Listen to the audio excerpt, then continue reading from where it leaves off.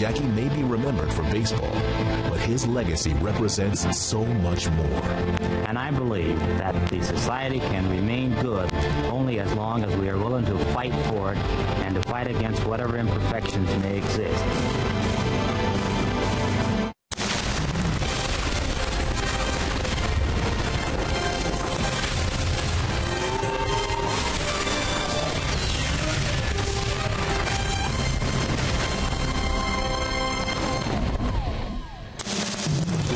Baseball is presented by Academy Sports and Outdoors, and they're celebrating in Kansas City with the Royals at 7-0. But today they're celebrating all throughout Major League Baseball, Jackie Robinson Day, and every player, coach, and manager on the field will wear number 42.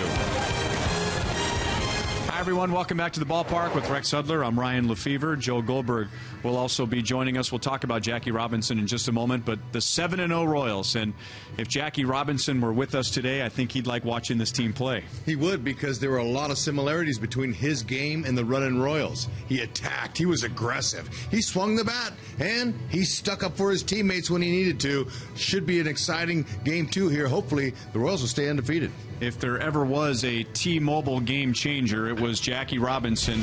68 years ago today, he and the Brooklyn Dodgers broke the baseball color barrier, and the Dodgers really picked the right guy, because with all of that pressure, he ended up being the Rookie of the Year in 1947, 2 years later, MVP. Like I said, he was passionate. He was aggressive. I love how he stole home. He was fearless the way he played the game. And certainly, he was a role model for all. Wonderful that we share this day and all of baseball and everybody wearing that great number. And on this day, the Royals hope to improve to 8-0. They've already taken game one of the series with the Minnesota Twins. And taking the mound tonight, Edison Volquez. He allowed just one run in 8 innings in his Royals debut.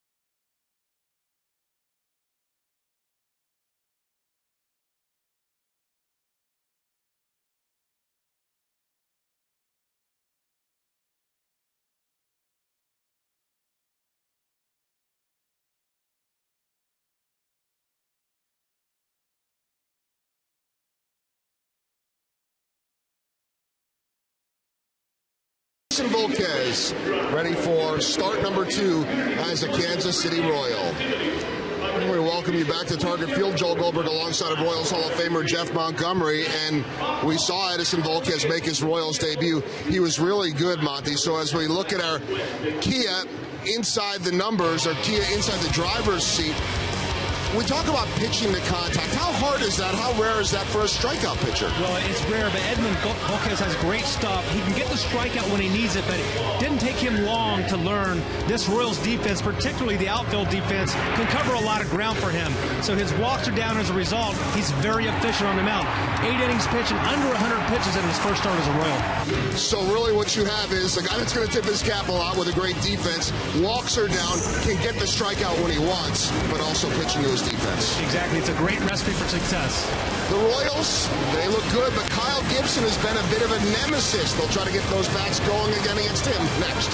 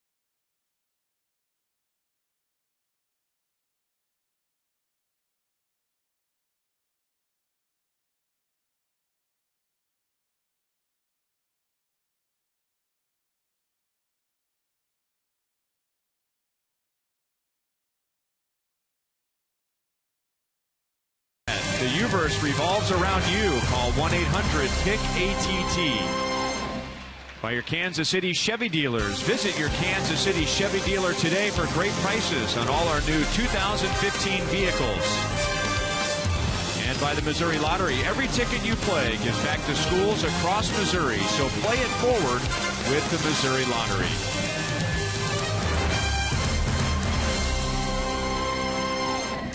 Beautiful weather in the Twin Cities as the Royals go for an 8-0 start. And what a great offensive start it has been. Here's the Royals State Farm lineup. Royals have homered in a team record 7 straight games to begin a season. They have outscored their opponents 52-18. And Hud, now we'll see how Gerard Dyson does as an everyday player filling in for Alex Rios. Yep, you know, a lot of folks were bummed out that Alex Rios went down, got hit by a pitch for the 12th time a batter's been hit by the Royals this season. That didn't go over very well. However, he has a lot of depth, does Ed Yost. And so Dyson playing right field, I think it's going to be fun for him. And the fact that they're leaving Lorenzo Cain in center field, that's also good. Don't be fooled by these numbers, because Kyle Gibson has made 3 starts against the Royals. He is 3-0. He has allowed 3 runs in 19 1/3 innings. against KC, which includes when it all started, his big league debut 2 seasons ago. Well, he'll need that mental edge against one of the hottest offenses in baseball, that's for sure. What the Royals are going to see is a fastball. He'll go 94. He's been throwing a little bit harder this year, but typically he's best around 89, 88 to 92 miles an hour. He's got a slider and a changeup that's most effective. He will flip a couple of curveballs up there, but not very many.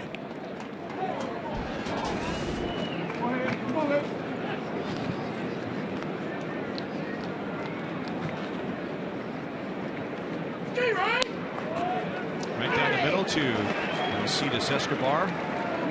He had 2 hits in game 1, 2 RBIs, and he is one of 4 Royals who has begun the season with a 7-game hitting streak.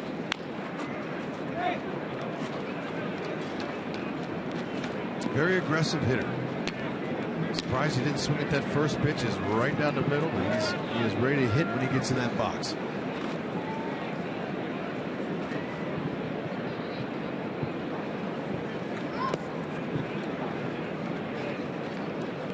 Two on Escobar. Escobar, along with Lorenzo Cain, Kendrys Morales, and Salvador Perez, have all hit safely in the first 7 Royals games and wins. To center field, and it's an 8-game hitting streak for Escobar. Stayed right down on that sinker. Placed it right in front of the center fielder, Jordan Schaefer. Gibson is a ground ball pitcher. That's why less velocity is better for him. We're talking with Hall of Famer broadcaster for the Twins, Bert Blyleven. He said that this spring, Gibson was throwing 94 and 95, and sometimes when you throw hard and you're a sinker baller, you throw that hard, it flattens out and stays hittable up in the zone.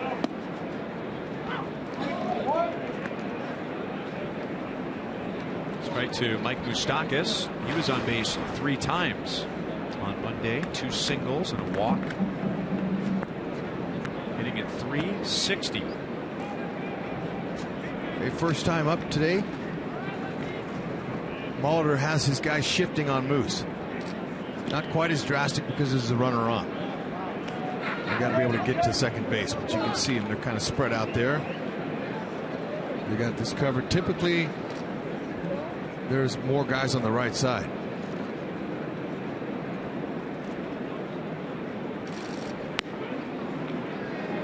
One and 1.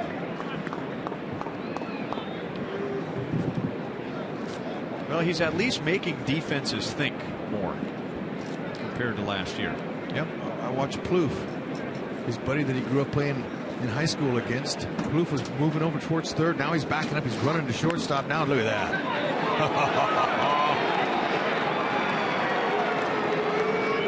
So I guess, and you don't take any away from the bunt. He got it by the mound. That's the key. But I guess Plouffe made his move to shortstop a little too soon. Sure did. And as he was winding up, Plouffe backpedaled all the way back to shortstop, and Moose made him pay. Nice job. We've seen him do this with a lot of success this year, and that's all you got to do. Really, he wasn't jumping. He wasn't, nervous. He just squared around and put the ball down. Gibson tried to get to it, slipped, couldn't make the play. That's another base hit.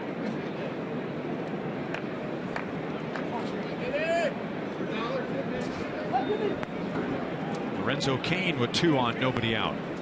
Try and pitch him inside. Lorenzo extended his streak to 7 games on Monday with a double, and he drove in 2 runs to give him 8.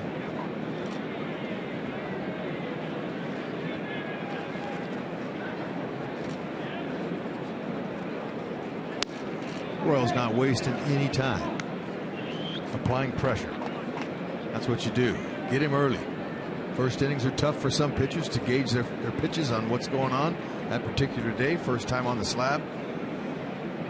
But we have noticed with the 12 hit batters this year, they are pitching our guys inside. They're staying that way with Lorenzo. He's going to have to learn how to take that pitch, because that's not a good pitch to drive. Foul it off your foot or you miss it like that.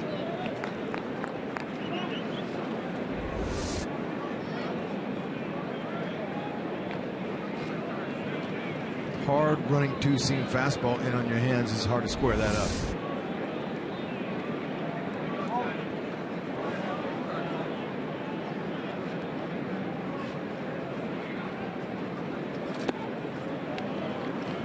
Two and two. Kyle Gibson struggled in the first innings in his career. He's just coming off of his first full season in the majors, but he has a 5.57 career ERA in the first inning.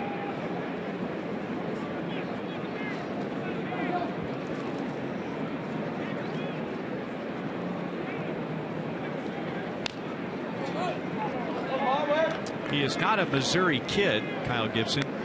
He went to the University of Missouri, but born and raised in Indiana. And while in Columbia, he did cross paths with Aaron Crow and Max Scherzer, and was Minnesota's first-round pick in 2009, their minor league pitcher of the year in 2010. So he was on his way, but then elbow surgery in 2011. Tommy John elbow surgery.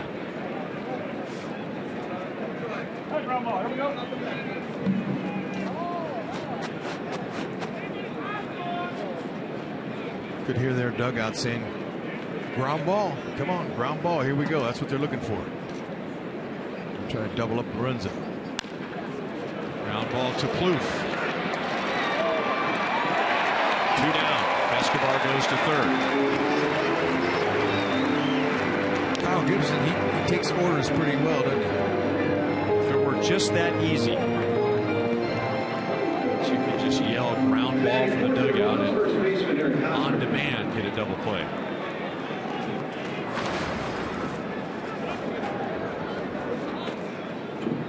Eric Hosmer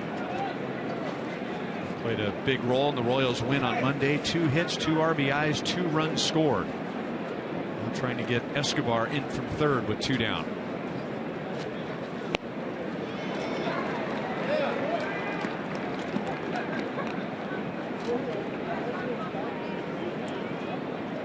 Hosmer 3 for 9 in his career off of Kyle Gibson.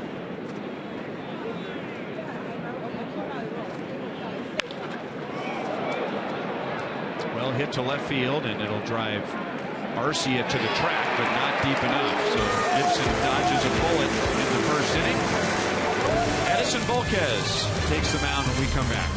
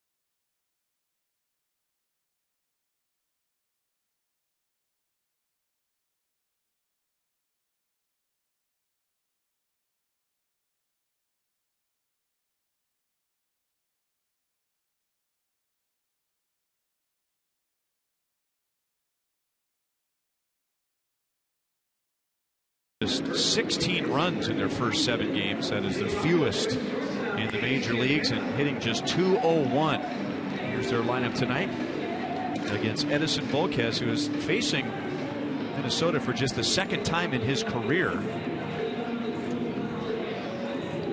And he had an outstanding Royals debut on Thursday as the Royals beat the Chicago White Sox, allowing just 1 run in 8 innings.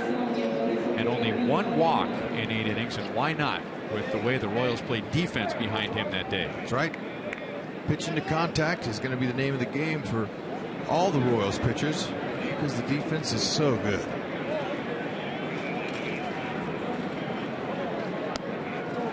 It's a good start right there at the knees for a strike to Danny Santana, the switch hitting shortstop. 1 for 4 against the Royals on Monday. Santana. And now a curveball bends in for a strike. Yep. Twins will be seeing a 2 and 4 seam fastball. Also a curveball you just saw and a changeup. Velocity 92 to 95. Tester. He can run. And Escobar throws wild, and Hosmer saves an error.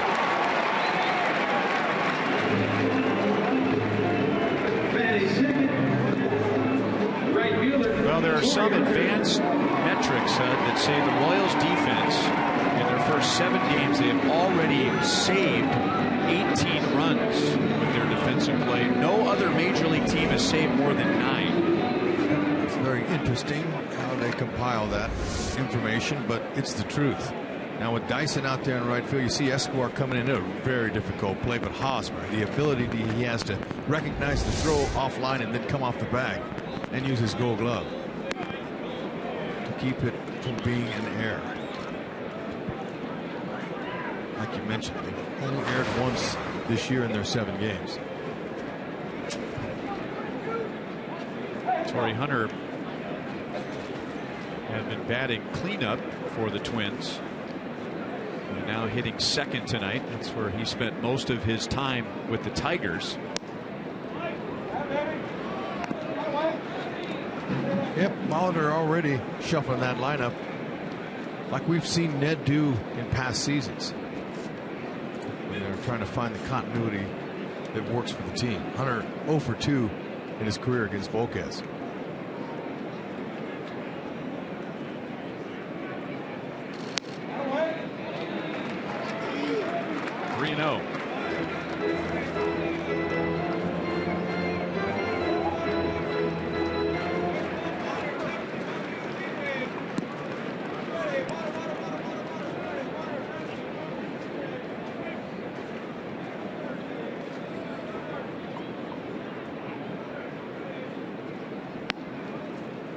In for a strike, 3-1 with Mauer on deck. Hunter drove in a run with a sac fly in the game on Monday, otherwise 0 for 2. And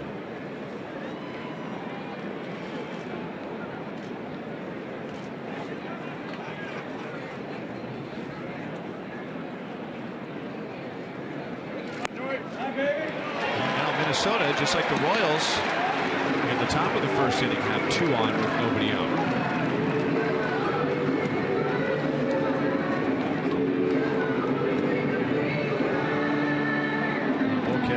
Chat with Salvador Perez and Mike Moustakas. So he went 8 innings on Thursday and walked 1. And now his first walk, just 2 batters into the game tonight.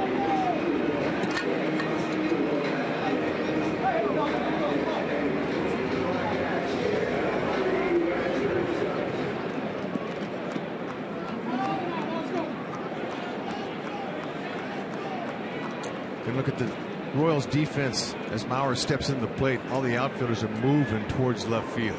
Infielders are straight up.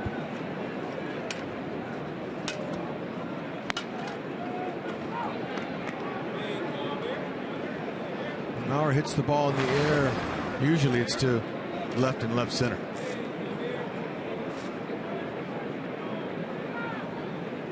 Although he has been working in batting practice, I watched him today on pulling that ball. Pulled. 1 hop to Dyson in right field. That'll prevent Santana from coming to the plate. Now Minnesota has the bases loaded with nobody out. That's going to be a key for Mauer this season. Teams are going to continue to pitch him inside and force him to pull the ball, and he's able to do it, but he just doesn't like it. That ball's right down the middle, and typically he waits and serves out to left field, but he's going to get the bat head out there.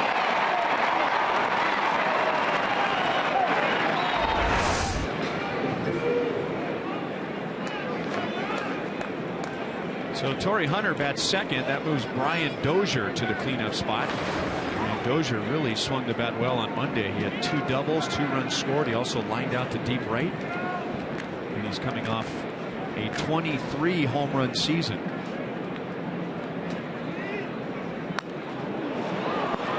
And one of the reasons why the Royals are so good on defense is they communicate. They're always talking ahead. Like Salvador, right before that pitch, was looking at Moose saying, hey, if he chops it, come home to me.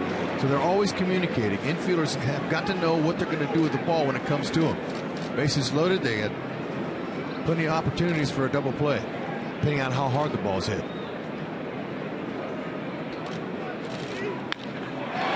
that's hit very well to center field. Long run, Kane. Good play, Lorenzo Kane. And 2 Twins will tag up. So Dozier, the new cleanup man, drives in a run, and the Twins, as they did on Monday, they take the first lead.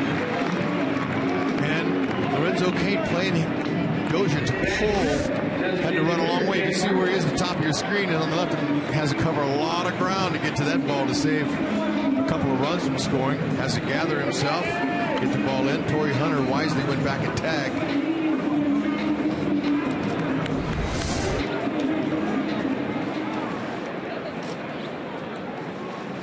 Gave Lorenzo a workout. That was a long run from left center to right center.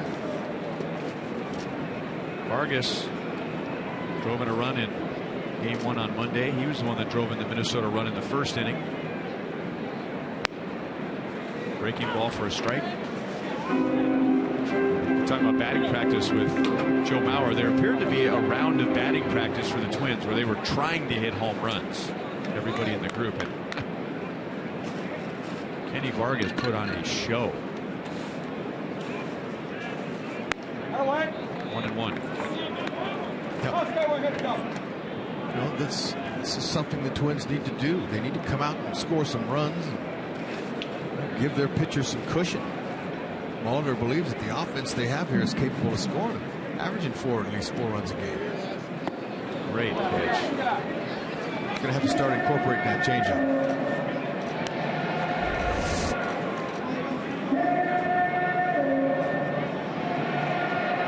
So far, the first 4 hitters, we've seen the outfield shift drastically, moving. And the corner outfielder's got to watch Lorenzo Kane. When he moves, they usually move. Back to Volquez. And they get the out at first base. Torrey Hunter stayed at third. So 2 down and runners at second and third.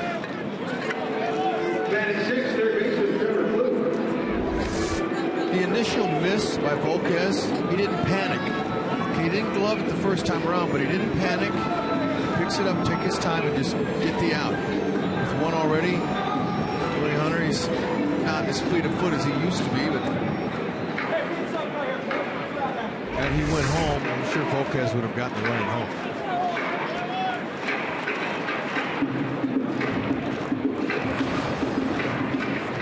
Trevor Plouffe with runners at second and third. He homered in game 1, his first of the year, and just the second Minnesota home run this season. Chops it out to Moustakas. Bare hands, throws, got him. Wow, nice. There it is. Great pickup. Minnesota takes a lead, but the Twins had bases loaded and nobody out, and they only get 1. That's a nice play.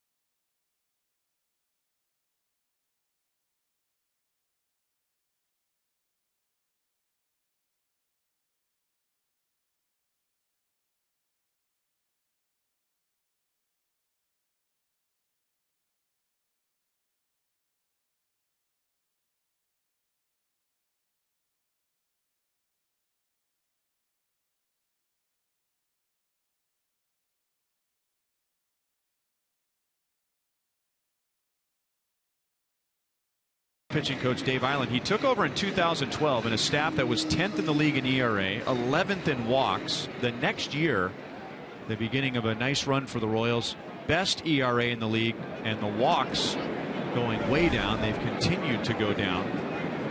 As Kendrys Morales, Alex Gordon, and Salvador Perez will hit in the second inning. Dave Eiland down in the Royals dugout. First of all, let's talk about the maturity you've seen over the years. I mean, Edison Volquez, first inning, bases loaded, nobody out. He even bobbles a ground ball, and in the end, only 1 run allowed. Yeah, well, there was no panic there. Veteran guy, he knew who was running. He knew he had time, so he bobbled a little bit, but he knew he still had time to get him. Like I said, there was no panic there. Dave, how proud are you personally about some of the numbers that we just talked about, and in particular, how you got these guys to throw strikes? Well, I think a lot of it was just maturity on a lot of these guys' part. They got a couple of years in the big leagues under their belt, and they started figuring some things out. I mean, there's always some tweaking to do to be with mechanics, but the philosophy has to be attack the strike zone, attack the hitters, trust your stuff, believe in your stuff, and trust and believe in your defense. But they have to buy into it, and you got to let guys make sure they understand you can't go up there pitching away from contact. You have to pitch to contact. You start pitching away from contact, you're going to fall behind in the count. When you do that, bad things are going to happen. Dave, you mentioned the word tweak. How long will it be before you see a guy, before you'll make some adjustments and you'll tweak him and you'll get him right? How long does it take you to see it, to sense that and see it? Well, it's an individual type thing. It depends on the guy. Some guys get it quicker than others. Back in September of 2013, Ventura got it right away. The couple little adjustments we made with him, moving his hands and lowering his front side a little bit, he took to that pretty quickly and got it. Duffy got it pretty quickly, and I'm not going to name guys that didn't get it quite as quickly, but for the most part, guys pick it up pretty quick. But you have to be convicted in what you're trying to sell, and you have to back up what you're telling them with information to assure them that it will work. And once they see progress with it, once it works for them, then you've got them sold, and they can just trust their natural abilities after that. What do you see in Volquez? And he has a lot of walks. What is it? Is it his lower half? Is it his upper half that you have to work with him on? Well, yeah, the one thing with him is, I preach it all the time, balance and separation over the rubber. Being balanced over the rubber and getting your hand out of your glove on time. As soon as that lift leg starts to go down, the hand has to come out of the glove. In Eddie's case, a lot of times he gets his hand out of his glove late, therefore his foot gets down early and his arms drag. He doesn't get to his arm slot on time. And then he has to really, pull his front shoulder offline to get the arm to come through. And when that happens, he pitches up in his zone. Dave, we talked so much about the defense, and for good reason. We just had 2 good defensive plays by Kane and Moustakas in the bottom of the first inning, and how your pitchers have said, they will throw more strikes because of the defense behind them. And yet I got to thinking about it today. I think the pitching staff deserve some credit as well for the good defense, because they throw strikes. I mean, this defense is always on their toes. Yeah, well, I mean, you look over the years, any good pitching staff has a pretty good defense behind them. You look at the Atlanta pitching staff, and they had those 3 Hall of Famers on it. They gave a lot of credit to Andruw Jones. So every good pitching staff has a good defense behind them, but we feel our defense is the best in all of baseball, and we don't see that changing anytime soon. But you still have to attack the strike zone. You still have to throw strikes. Not only throw strikes, you have to throw quality strikes. So you combine all that together, and you're going to get what we're getting right now. You mentioned best in all of baseball. That describes your bullpen. How about the fact that they've gotten better? Can you share that with us? Well, power arms, very talented individuals down there. Not just the back 3, the guys that are in front of them too, very talented. Our organization has done a great job of garnering talent, drafting talent, developing talent, and there's a good mix down there. But again, the maturation process with some of these younger guys that aren't real young anymore, but just trusting that good stuff and attacking the strike zone. But, typically relievers are pitchers that have trouble throwing strikes, but again, getting them to buy into it just like you do with starters. Well, there's still been a big transition in the right direction since you took over, Dave. So great work, and here's to Volquez being strong the rest of the game.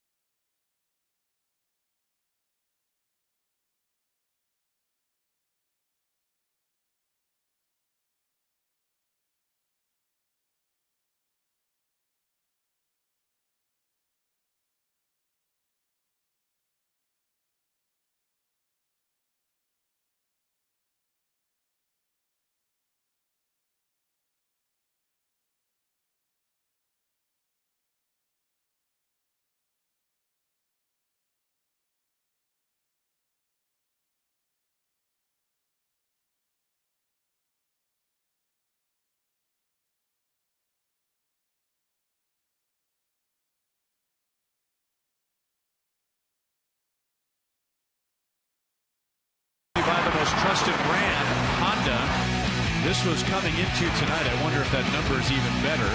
18 defensive runs saved by the Royals in 7 games, and no other major league team has more than 9. Yeah, you're right. I think there was a couple runs saved that last inning. Moose with a great barehanded play saved one. Kane saved one by running out there and catching that ball that was hit in the right center field gap. So that's one of the things that Royals fans love most, and what I've heard is that the spectacular defense that they come to see.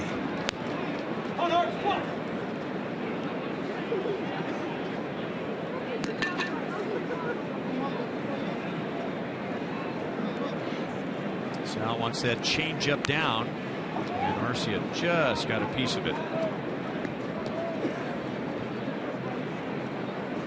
Oswaldo Arcia, followed by Kurt Suzuki and Jordan Schaefer against Volquez in the 2nd inning. Only 4 hitters out of the 9 have ever faced Volquez before. This is Arcia's first time facing him.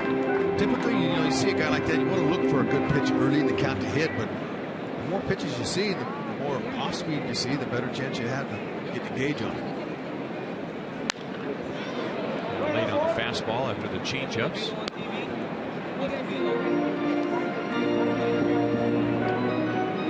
Minnesota had the bases loaded and nobody out against Volquez in the 1st inning, and while they took the lead, it could have been a lot worse as Volquez made some pitches, got some help from the defense. And now Alcides Escobar will run near the line in shallow left to get Arcia for the first out. Hope you'll join us for our annual school day at Kauffman Stadium, hosted by the Fox 4 weather team. Students and teachers alike will have a blast learning about Kansas City weather while catching the Royals. Fun-filled and educational. This year's event will begin prior to the game Thursday, May 7th, with the presentation starting at 10, and then it's the Royals and the Indians at 1:10. Royals.com/schoolday to learn more. Suzuki right to Omar Infante. 2 up, 2 down.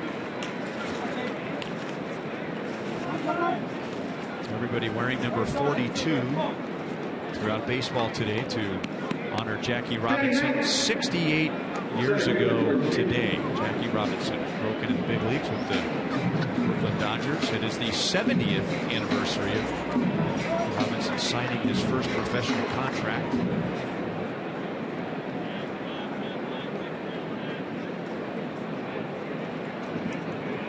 So here's number 42 to the plate, hitting a ground ball to number 42. That's not going to help out a whole lot tonight. Only on April 15th every year. And of course, his number is retired throughout baseball. 2 years ago, Mariano Rivera was the last to wear number 42. When they made that decision, any player who currently had number 42 could keep that number. So Rivera was the last. And only today can major leaguers wear number 42. 2-1 to Jordan Schaefer. He is part of that center field platoon. Left-hand hitting. It was the right-hand hitting Shane Robinson on Monday with Danny Duffy pitching for the Royals. Oh, man, that's nasty. It looked like a fastball all the way, and at the last minute, look at it dip. Oh, you're a hitter. Best you could do is just get a piece of that and foul it off. Oh man, and then that movement on a fastball, that is just unfair. It's not your fault, Jordan Schaefer. Shake it off, buddy. Yeah, but nonetheless, you got to go.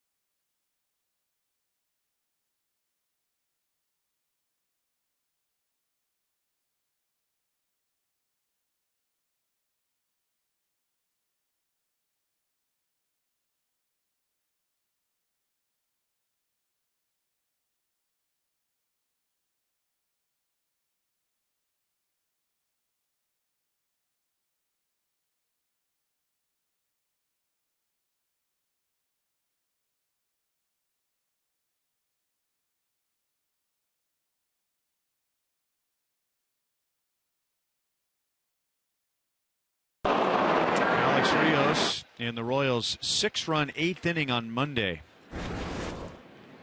Hit by rookie J.R. Graham. That was Graham's first pitch.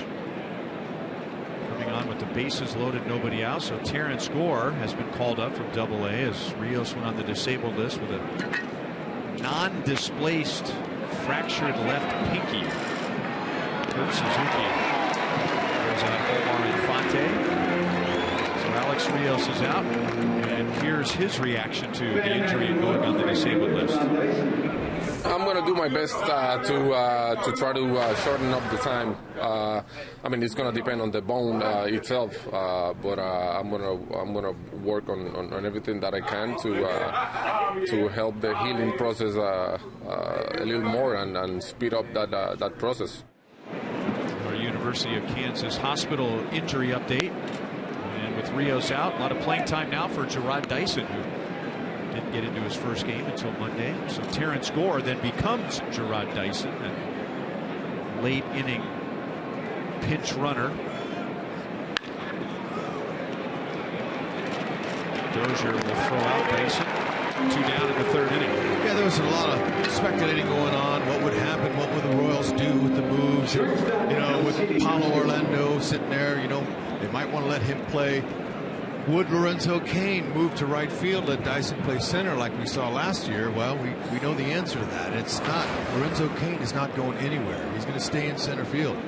Gerard Dyson, he has some experience playing right field, and he's got plenty of arm to play out there, good enough arm. And it's really a compliment to Gerard Dyson that they're going to let him have those at-bats now. You know, he should be ready. That's the 2nd time he's been up this season, and he's got a base hit in game 1 of this series and hit that ball hard. So I'm sure that Dyson has matured offensively as a player and mentally, just like his other teammates have. He's a different player.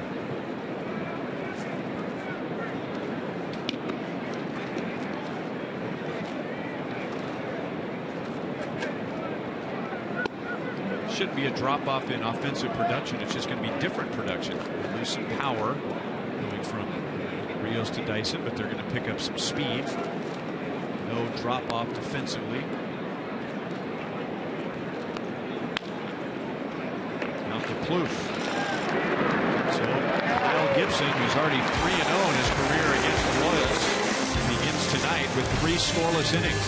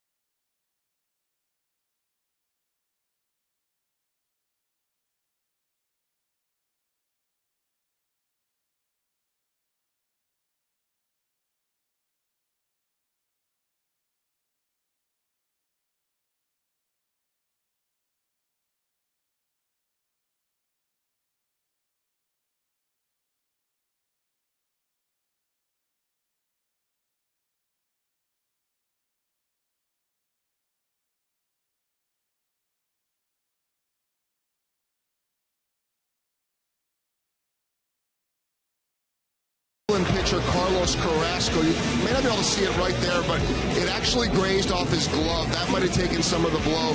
He just ended up getting hit in the jaw, and he's only going to miss 1 day. He was supposed to start Sunday. but he's just going to push back to Monday. So great news for him. That is always so scary to see, and obviously a huge part of the Indians' rotation there. Speaking of getting hit in the jaw, Terrence Gore last week of the season got hit in the face, broke his jaw. He's fine and starting to get his appetite back a little bit because last week of spring training, got hit in the jaw, and he said he got the flu right afterwards. Can't eat very much, maybe some protein shakes. Went from 160 to 130 pounds. So he's faster. How's that for a weight loss program? He's back up around 30 fewer pounds now, right? Right, yeah, like he needed that. He's up to 155 and said that's still a little bit tough to eat, but he's doing better. How do you go 0 for 1 with 5 bags already? He's supposed to be walking. Well, if anybody's going to do that, it's Terrence Gore. Volquez strikes out Santana this time around. Santana singled and scored Minnesota's run in the first inning.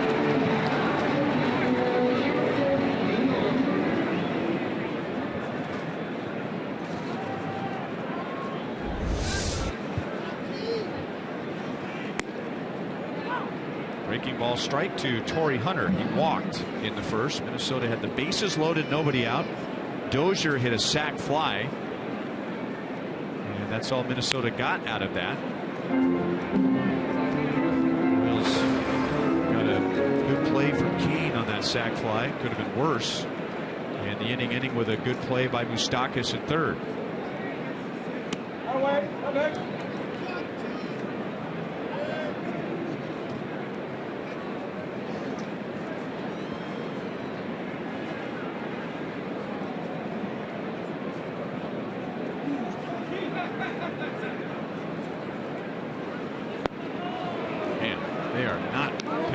Tonight. Nope. It's the same arm motion as that fastball at 93 to 95. And just dips down. Hitter's guess. Abbreviated swing.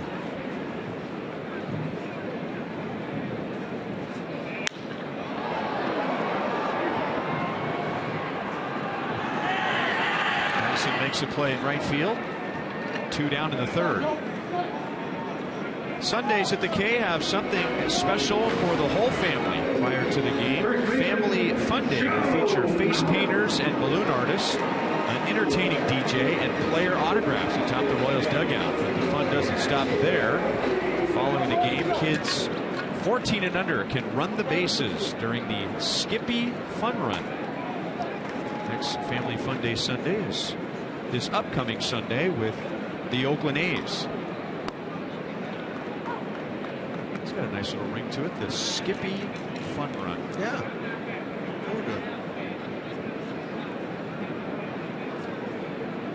It's a good sign there. Volquez jumping ahead. 12 hitters, 10 first pitch strikes. Alex Gordon knows that left field very well, and he fades back to run down the drive from Joe Mauer. So Minnesota scored in the first inning, and now Volquez has retired the last 9.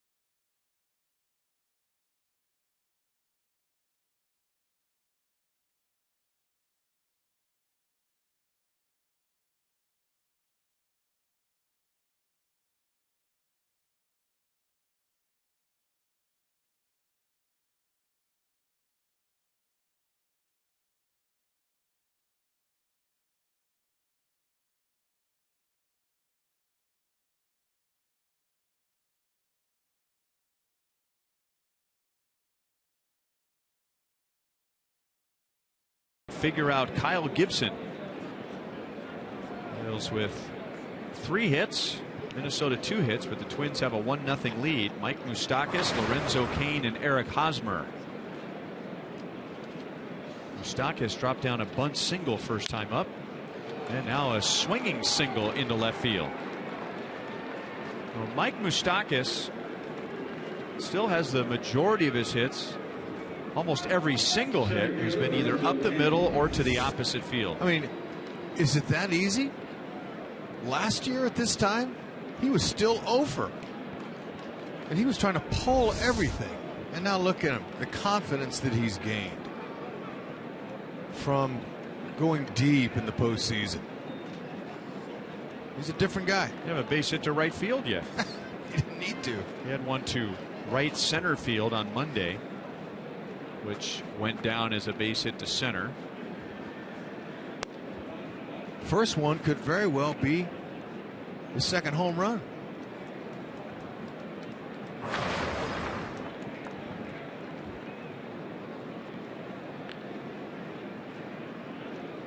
Excuse me, he has 2. It would be his 3rd.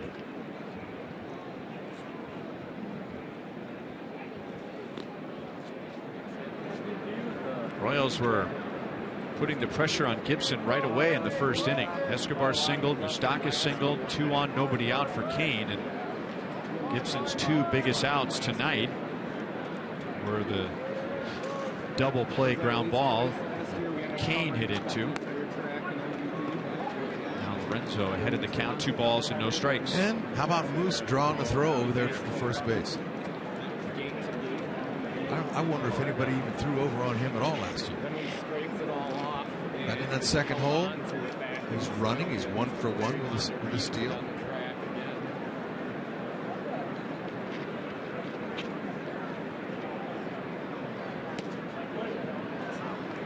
It's a pitch that Cain hit into the double play first time up. So this time, not what he's looking for. He checks in with third base coach Mike Jershely.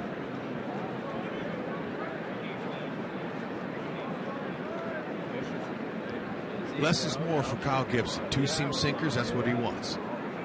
Use that nice downhill plane. When you're 6'6", 210 pounds, you can try to stay on top of that ball, stay down on that angle, and let your infielders go to work for you.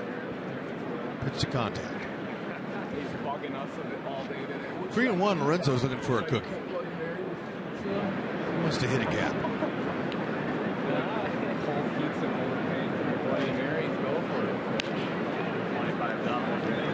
3-2.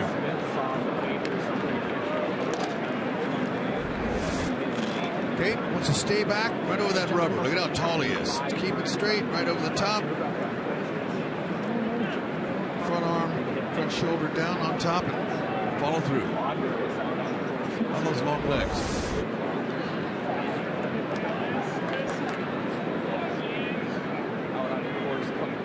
Moustakas runs, and Cain lines it to right, but Moustakas looking in as Cain made contact, so he's back to first base, 1 down.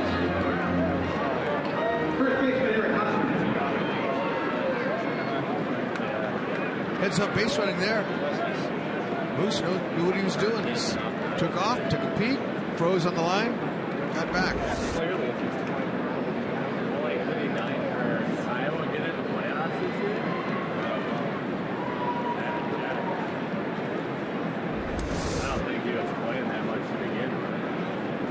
Hosmer fly to the warning track at left field his first time.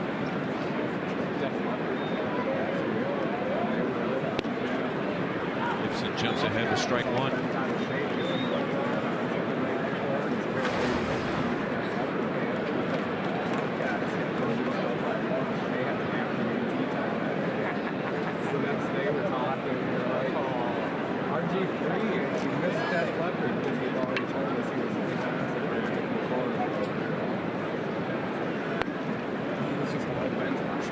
Typically, pitchers like Gibson are good guys to run on because he's tall, usually a little longer to get to the plate. And being a sinker ball pitcher, everything is going to be down if he's on, which makes it harder on the catcher, Suzuki. That's right, but what's made him better Keeper doesn't have a high leg kick. Watch him. He did that time. The time before that, he did. Gets into the bag to get Hosmer. 2 down. And Moustakas moves up to second base. Now Kendrys Morales with a runner in scoring position. As we look at tonight's Toyota League leaders. So you know about the Royals pitching, defense, things they've done the last 2 years, but what kind of power will the Royals have this year? Well, it's just a week's worth of games. The Royals are trending in the right direction, leading the American League in slugging percentage. We're all pretty sure. Well above the American League average.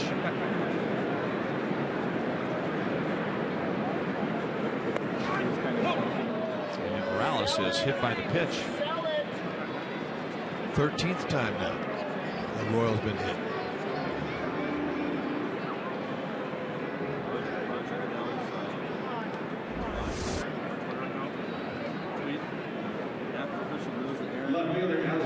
In case you're wondering if there was intent, first of all, if a pitcher's going to hit a batter, they're not going to aim for his back foot. And Gibson struck out Morales with that pitch, that same pitch in the second inning.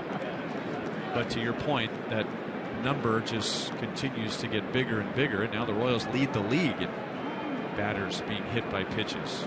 A lot of that is there's respect going around this. They're trying to pitch inside to the Royals hitters. See it, Gordon, Kane, all of them are getting pitched inside because they're such an aggressive offense.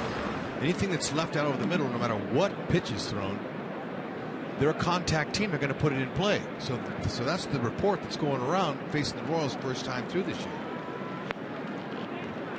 You got to either jam them in or pitch them way away, because anything over the middle they're going to be swinging, especially with 2 strikes.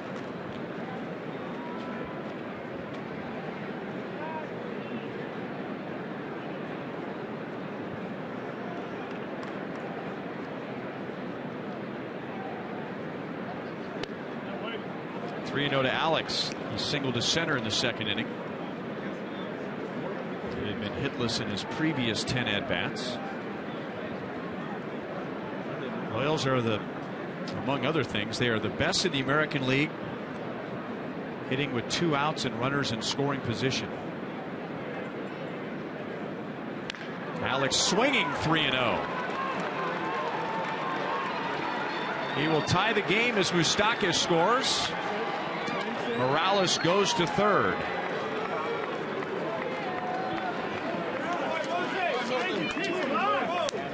Alex scored and checking in with 2 hits and 2 at-bats now. 3-0. You gotta love it. Why not? It's gonna be on a tee. Right there. Good level stroke. Pulls it. Too bad he didn't get it past Hunter, or else Morales would have scored from first.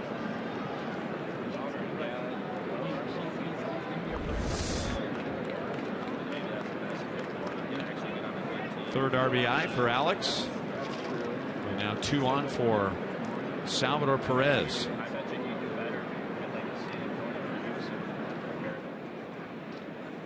Sal leads the Royals with 9 RBIs.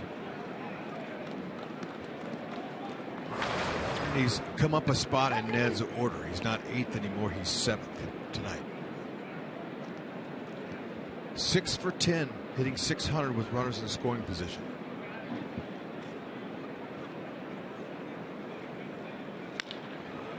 Well hit to center field. Schaefer is there to make the play. Leadoff man on. And again, the Royals come through with 2 outs and a runner in scoring position. And here in the 4th inning, it's Alex Gordon driving in Mike Moustakas to tie the game.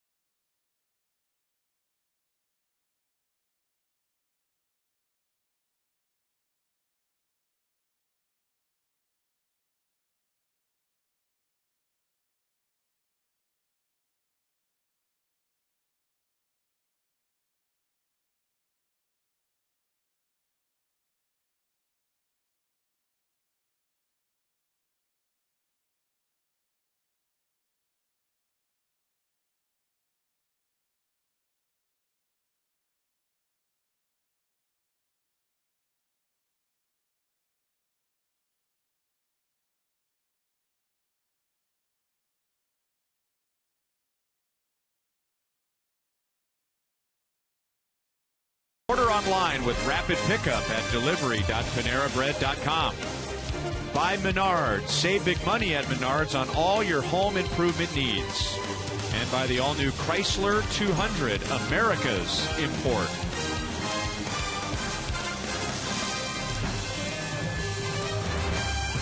Mississippi River, and a look at downtown Minneapolis, and see the Washington Avenue Bridge. I remember the Royals were here.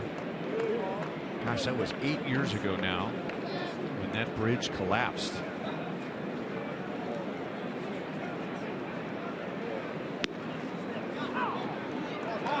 To Brian Dozier.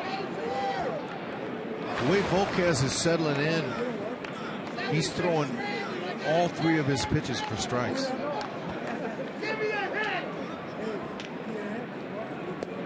If you want to include his two-seam fastball, so that makes it 4 pitches, but mainly he's fastball, curveball, changeup.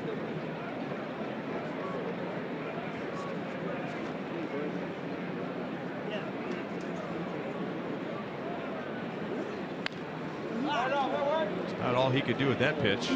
Pull it foul into the Royals dugout. Yeah, that thing's boring in on him. That was a little two-seamer. Jason Vargas, we will see him tomorrow for the series finale, for the Royals head home for 6 against Oakland, and then they'll face Minnesota again. Still 1-2 on Dozier. That's a clean 95 delivery right there from Volquez. Like Giordano, Ventura, fellow countrymen, and most Dominican pitchers, Pedro Martinez was his hero. Everybody wants to be Pedro. From that country especially. Boy, Dozier, he's a good high ball hitter, isn't he? Sure is. He's got a good top hand. Don't forget, students, to come out to Kauffman Stadium Wednesday nights for Student Night and Local Music Showcase presented by Ink Magazine. You can mingle with friends, enjoy food and drink specials exclusively for students in the outfield experience while listening to live music from local Kansas City bands. Next Student Night is next Wednesday against these Twins, featuring music from the MGDs. I don't know if I've heard them yet. The the MGDS. I think there's supposed to be apostrophe in there. I think it's going to go the MGDs.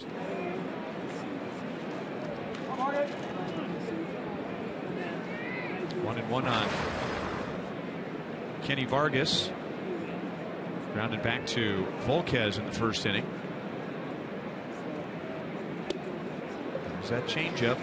They are convinced, the Twins are, that we've got a fastball coming their way until the last moment when it's too late. That's the beauty of that pitch.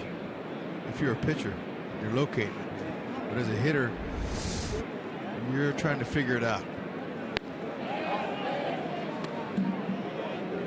No swing. Paul Nart is the third base umpire.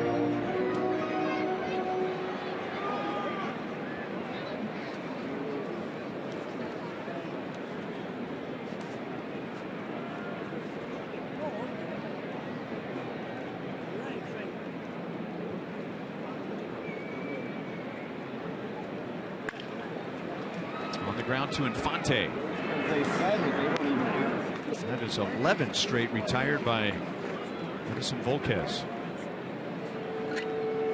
Okay, you hear us talk about pitching to contact, and we talked with the great pitching coach of the Royals, Dave Ireland. Here's a good example. He's going to throw it and try to keep it down. Now that's a little bit elevated, but he's going to work to the hitter down in the strike zone. That ball was a ball that Vargas missed. But Volquez is not afraid to throw him strikes. They hit it, and it's down low. It's going to be at somebody.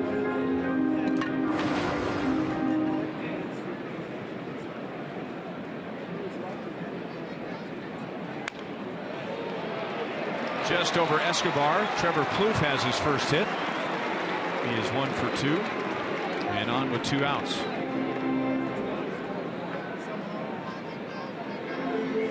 First time Volquez has Had to pitch out of the stretch since the first inning. He had retired 11 in a row before that base hit. Now he gets Oswaldo Arcia. He got Arcia on a pop up to short in the second inning.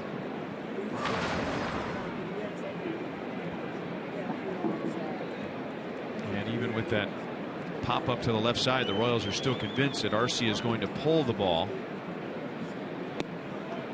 Very exaggerated shift. Not only 3 guys on the right side, but Escobar is pulled about as far over to the right as he can be to still be on the left side of second base.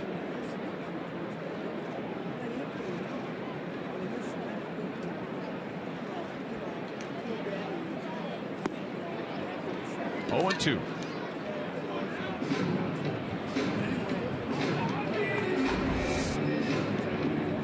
Curveball by Volquez starts out over the middle of the plate, looks good to the hitter, then drops. Good movement into the back leg of Arcia.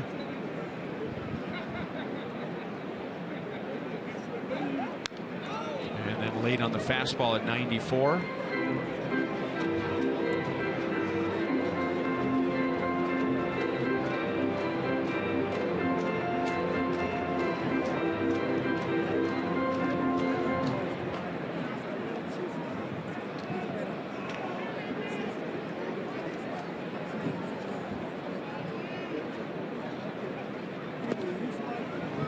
One and two.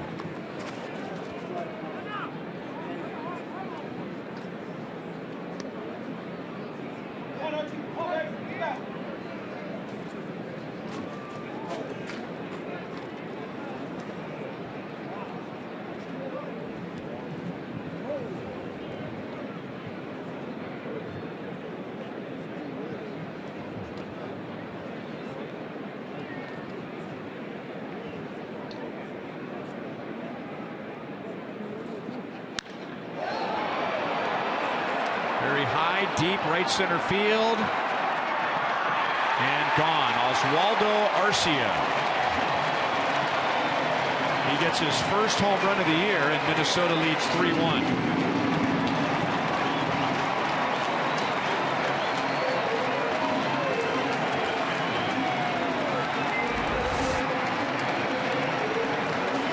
Fastball right on over the middle of the plate. And it was elevated already for Arcia. All he had to do was put a nice level swing on it. He got under it just enough to get it over that big tall wall out there in right center field. Lorenzo Cain was backing up. He was ready to play it off the wall in case it stayed in, but wasn't able to.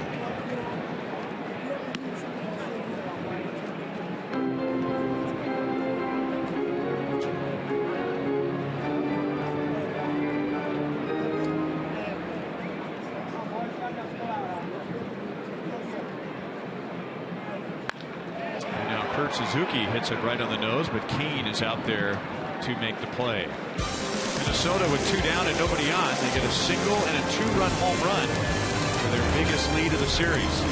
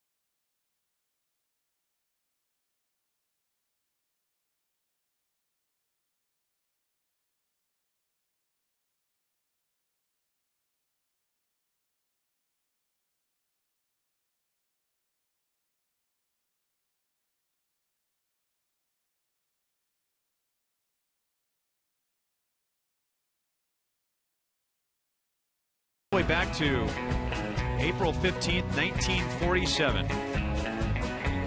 Branch Rickey and the Brooklyn Dodgers selecting Jackie Robinson to break baseball's color barrier. And he was Rookie of the Year in that 1947 season, finished with 137 home runs.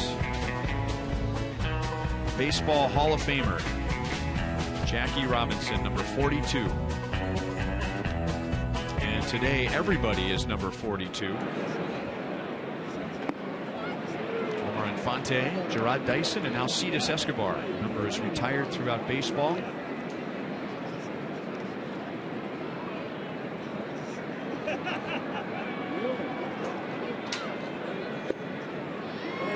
On Infante, a little tap out in front of the plate in the third inning. It was thrown out by Kurt Suzuki.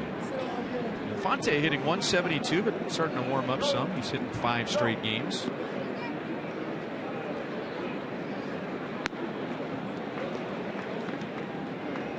Minnesota scored in the first inning. The Royals tied it in the fourth on Gordon's 2-out single, and then Oswaldo Arcia just hit a 2-run home run in the bottom of the fourth to put Minnesota in front. Grounded just foul. That was a nice pitch there. It gave him, it stayed up in the zone. Surprised Omar, as Gibson's been hitting his spots. Cruising, doing what he's done against the Royals in his career so far. 2-2.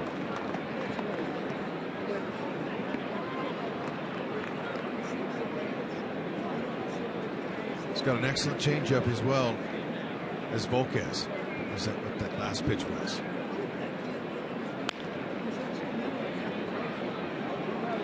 Good play down to a knee just to make sure. And give it to a fan, young fan who brought his glove.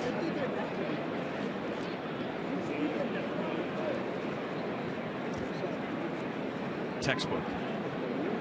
Routine. Ooh, man, that is tied up. Gibson late to cover and close, but out. The Royals might want to take a look at this. Ned Yost on the top step is looking back into the dugout. And now steps back into the dugout. The Royals agree with the call of first base umpire Dana DeMuth. Well, he got him a jam sandwich. It didn't taste very well, but he saw first base was open, and he knew it was going to be a foot race, but Gibson beat him by just half a step.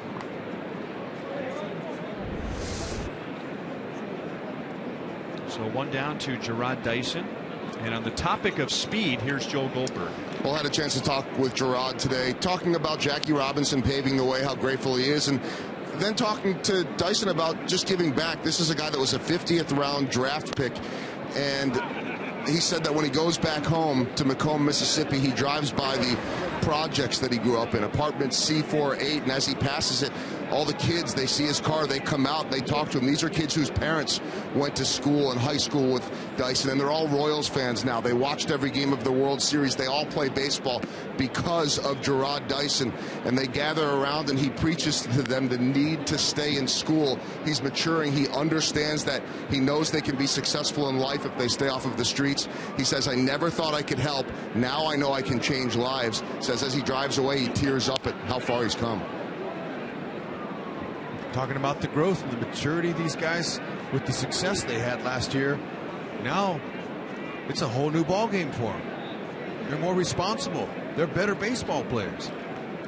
They know they're good. And the taste of the playoffs, the taste of the World Series, you know, it really has changed the culture, which was already good. A lot of times when you talk about changing the culture, as Gibson strikes out his second, you might be implying that the culture was bad, but it was already a close-knit group, good culture, positive culture, and yet it's even better now that the guys don't just want to get to the World Series and see what that's like. They want to get back to the World Series.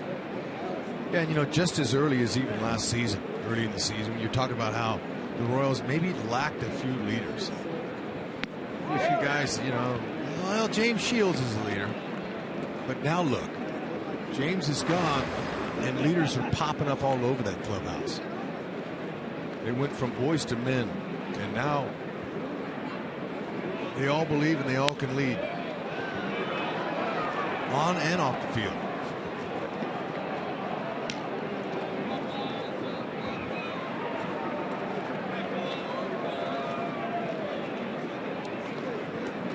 Escobar is 1 for 2 with a single.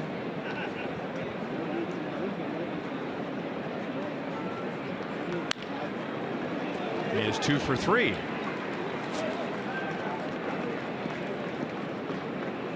So he adds to his impressive batting average.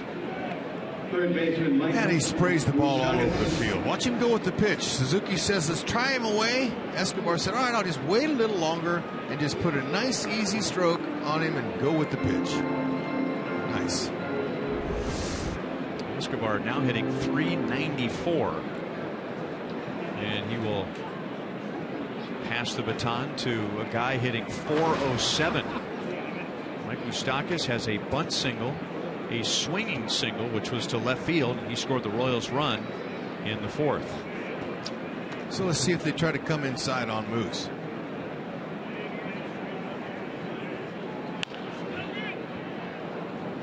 He looked like he was looking for a pitch to pull. Yep, we showed you last time he was up. Hasn't gotten a base hit to right field yet this season. All of his hits are going to center field and left. Really by design, outside of the couple of homers, although he did hit one to the opposite field at the K. That was a bomb. One at Angel Stadium and it's still going.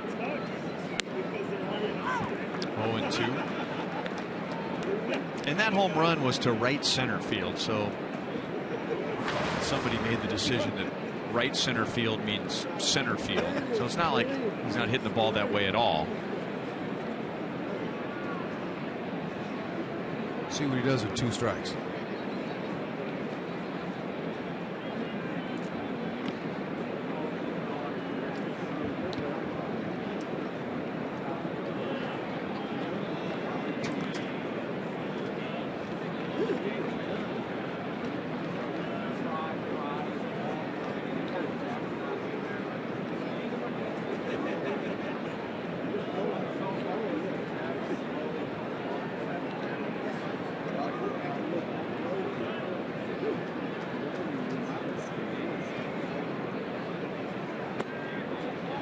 One and two.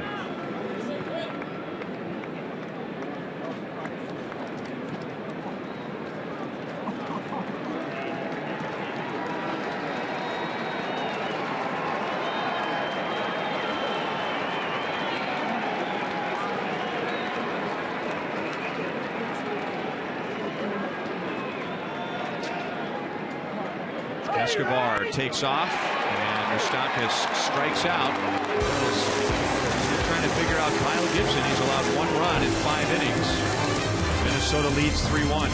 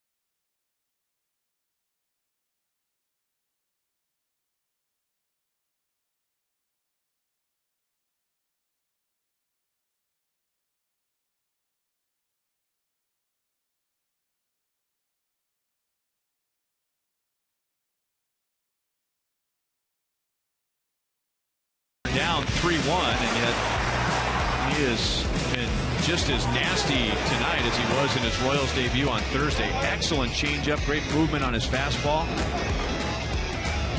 Got a home run from Oswaldo Arcia in the 4th inning.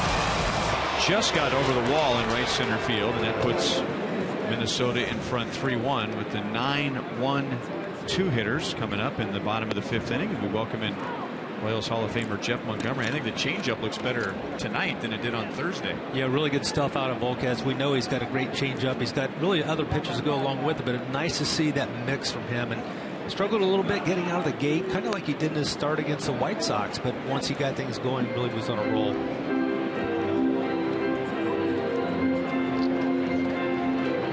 Minnesota had the bases loaded, nobody out in the 1st inning. He only allowed 1 run. Went on to retire 11 in a row.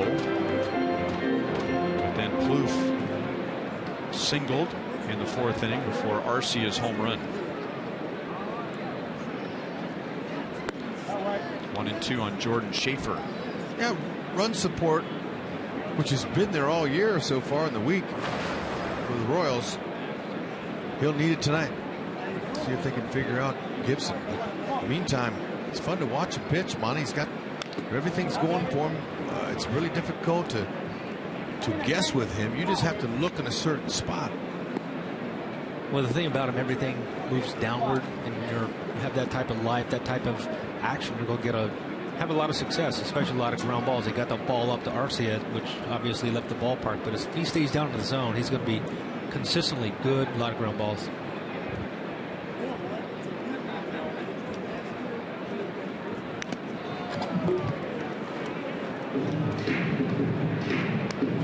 Schaefer struck out looking in the 2nd inning on one of Volquez's nastiest pitches tonight.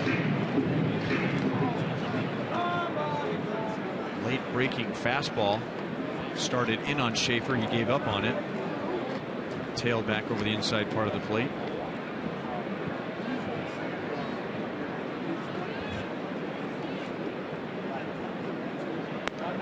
Curveball hangs high, 2-2.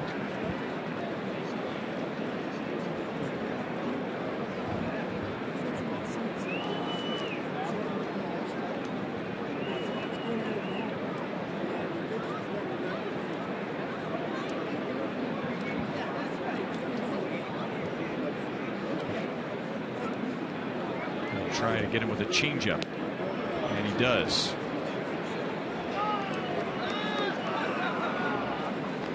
Schaefer decided not to run down to first base, so when he left the dirt area, he was automatically out. We're going to see the life on this changeup. He stays on top and behind the baseball. As a result of that, he's able to get that downward movement. It's almost the parachute comes out about 10 feet in front of the plate, and just the ball almost comes to a stop, and then the bottom falls out. Impossible to do a whole lot with if you're a hitter. You got to run that out.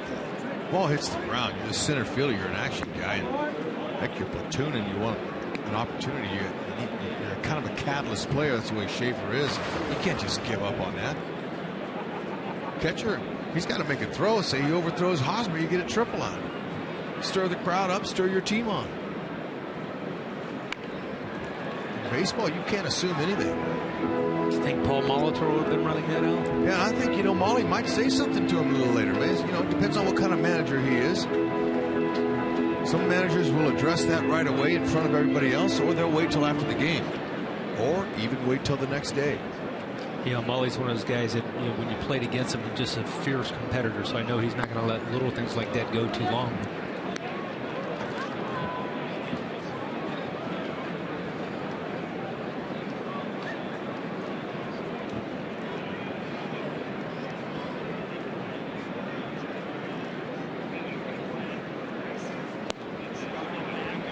Another good changeup. Santana strikes out for a 2nd time. That's 4 for Volquez tonight.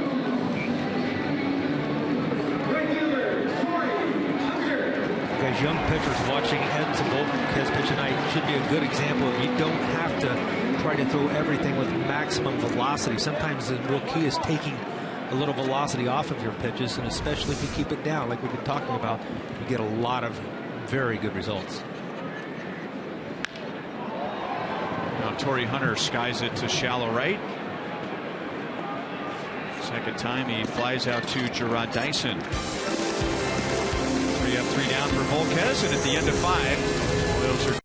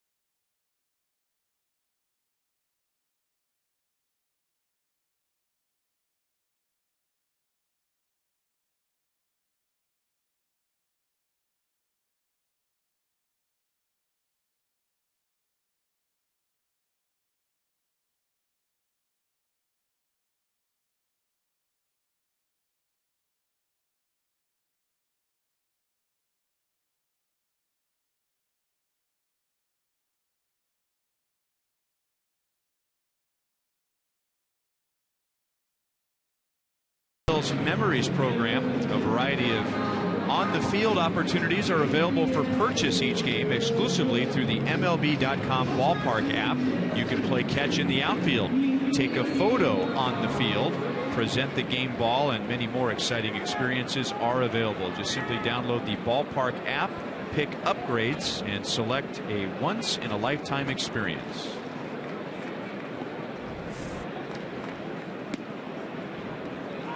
Kyle Gibson now in 4 starts against the Royals has pitched 24 in a third innings and has allowed 4 runs. Our Sonic Slam inning contestant is Deborah Hibbler from Olathe, and if the Royals hit a home run in this inning, Deborah wins $400. If the Royals hit a grand slam out of the park, Deborah wins $25,000 for Sonic and the Royals. Kane, Hosmer, and Morales. If anybody gets on, Alex Gordon will also come to the plate.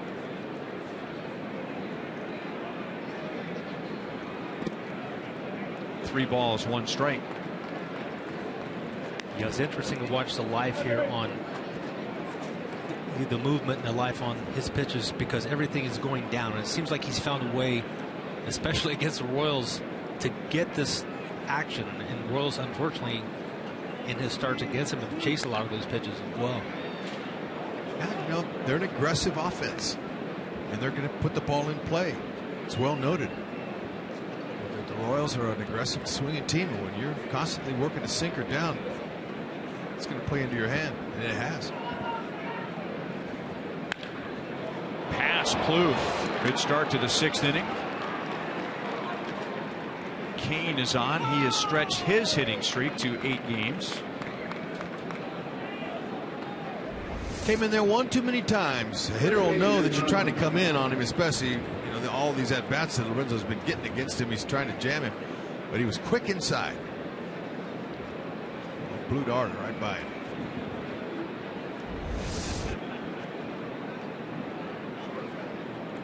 Gibson a little unusual for a sinker baller. A lot of guys have that 3/4 delivery and it gives that extra life, but he has a real almost severe overhand delivery where he's got a lot of distance that his body is allowing that downhill playing.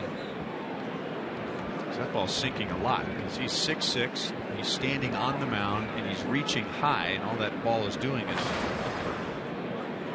diving toward the dirt. And the Royals so far have made only 3 outs in the air. tough time elevating him. Royals want to get some running game going. Lorenzo Cain's the guy to do that. But Kyle Gibson, he knows that they're wanting to run. He's really paying attention to Cain. Last season, he had 12 stolen bases off of Kyle. 6 were caught. So he did a nice job of not lifting his leg too high, having to use a little slide step, getting the ball home quickly.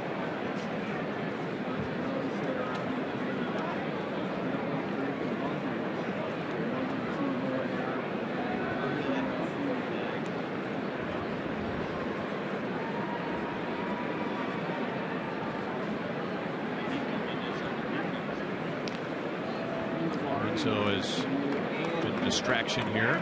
He's thrown over 3 times. Lorenzo has 1 stolen base so far.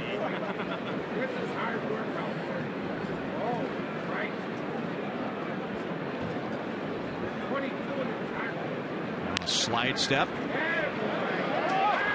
Out at second base. No double play.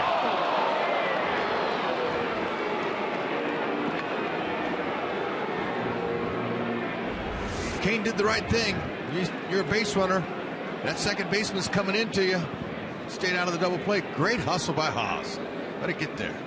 Dozier, he was in the safe territory to give that backhand flip there. He was a little closer to second base. It's the 3rd double play they've turned. How many number 4 hitters in the league run like that to avoid a double play?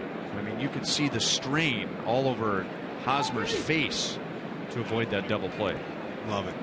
It becomes competition. You could tell the minute Hosmer made contact, he said, "You're not doubling me up."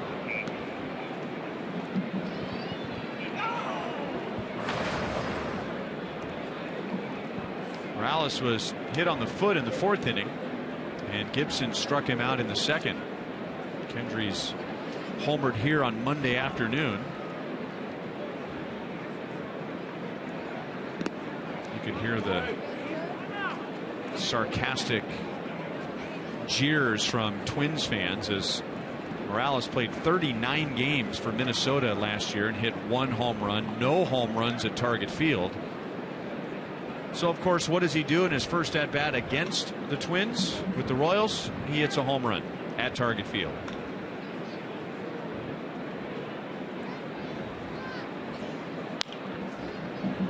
Trying to go the other way, which is wide open with the Minnesota shift. It's 1-2.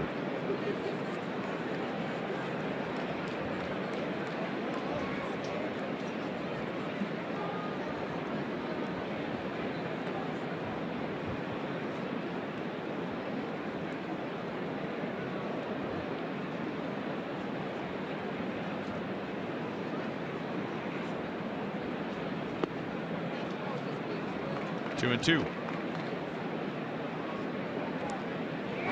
guys had a chance to talk with former Twin Roy Smalley, one of their television analysts, about Kyle Gibson. And in his wins last year, his 13 wins, he had a 1.42 ERA. Look at his losses, 11.04. Wow. So when he was either really on or really off, and the Royals unfortunately cut him on those games when he was on. Gibson won his big league debut against the Royals 2 years ago, and then was 2-0 against the Royals last year.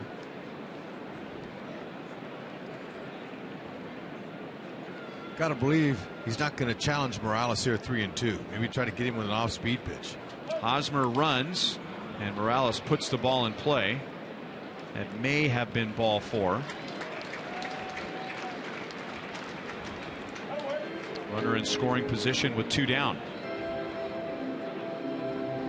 MLB.TV Premium is the #1 live streaming sports service. You can watch every out-of-market regular season game live or on demand in HD with highlights, live look-ins, and pitch tracking every night on every device. Blackout and other restrictions apply. Visit MLB.TV for details. Well, it was Alex Gordon who delivered with 2 outs and a runner in scoring position in the 4th inning, swinging on a 3-0 pitch.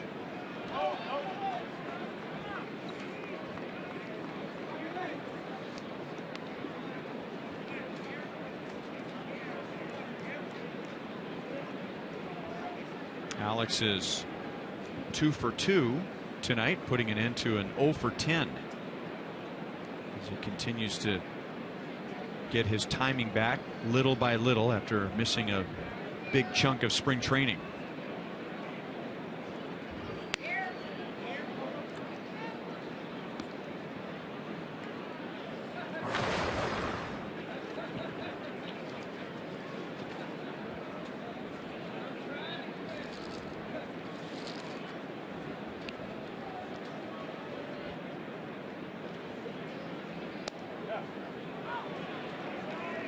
For those of you old Big 12 fans,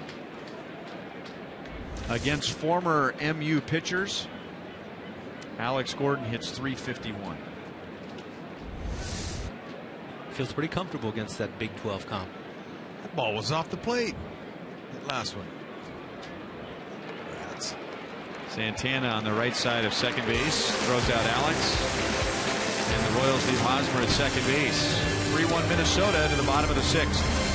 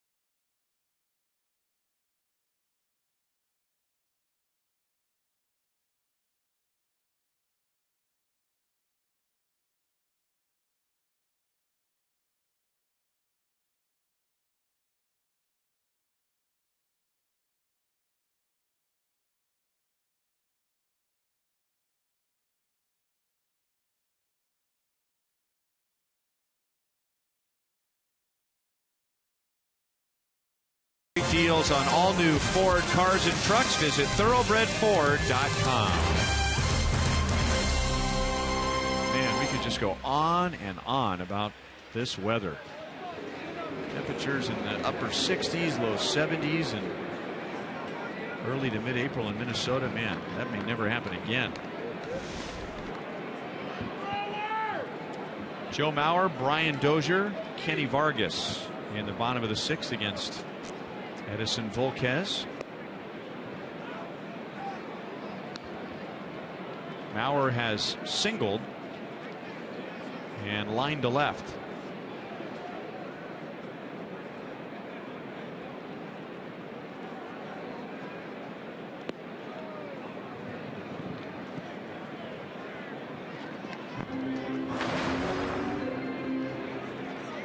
One RBI for Joe Mauer as Minnesota plays in its 8th game.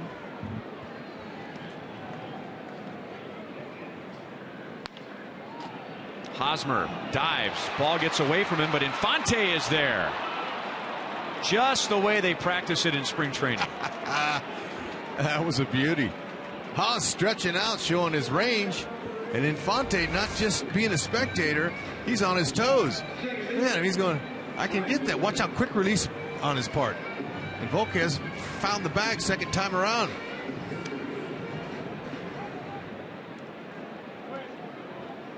Very nice. A little spin move afterward. Reverse spin move. The pirouette. Yeah.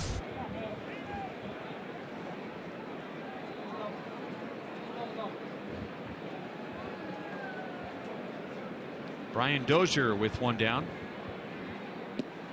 Dozier drove in a run with a sac fly in the first inning. Line to center in the fourth. He's hit the ball hard just about every time he's come to the plate in this series.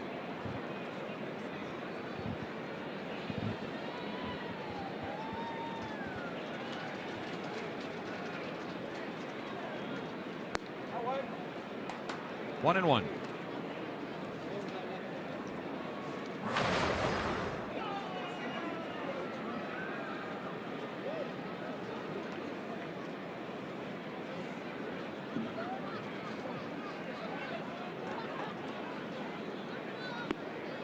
There's that changeup. 1-2 to Dozier, and the Royals really trying to keep the ball down on Dozier this time around. Very good high ball hitter, and especially in the first two games against the Royals.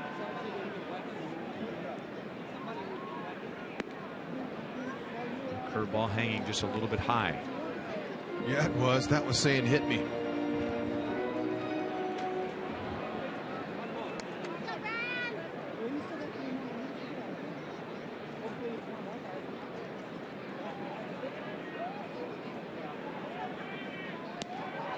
Change up again. 5 strikeouts.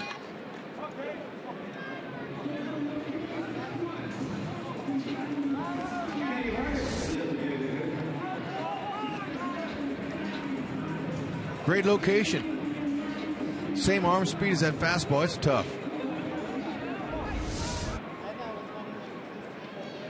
Last 3 strikeouts have been swinging at that excellent changeup. Now Kenny Vargas right at the knees at 93 miles an hour. Now Volquez has faced 23 hitters, and 19 times he has thrown a strike with his first pitch.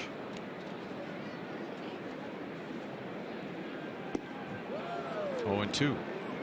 I think his stuff, his velocity and movement is more electric tonight than it was on Thursday when he gave up just 1 run in 8 innings. Yeah, I believe it's every bit as good. One mistake to Arcia.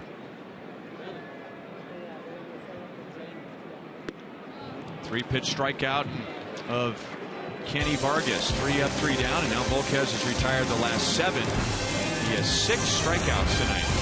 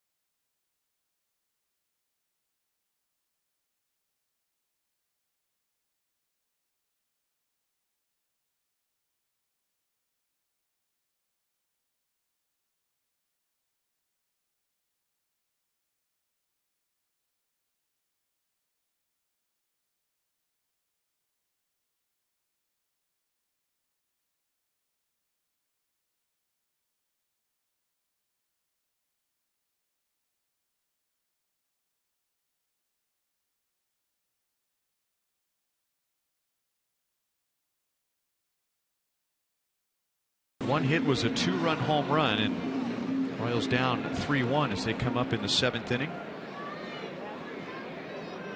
Royals 1-run 7 hits against Kyle Gibson. Perez, Infante, and Dyson in the 7th inning. I believe this is the first time in the short season that the Royals have trailed this deep in the game, in any game.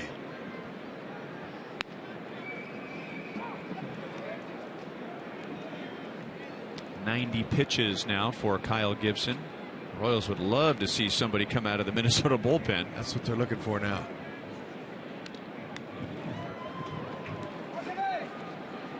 Get this guy out. A lot like Monday's starter Trevor May. Trevor May did a nice job. They jumped on the bullpen when he left.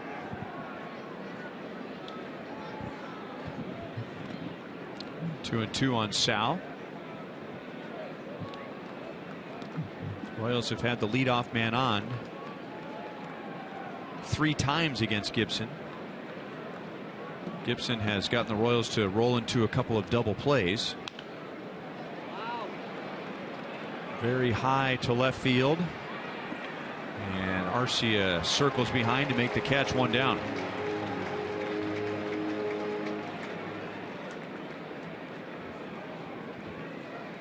No walks, 3 strikeouts for Gibson. In his first start of the year, it was 5 walks and no strikeouts, tying a career high with those 5 walks.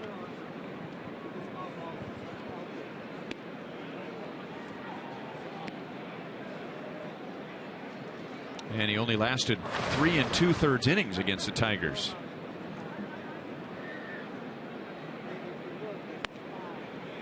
And he has some hard breaking stuff tonight too, like Edison Volquez. That pitch just disappeared underneath Infante's bat.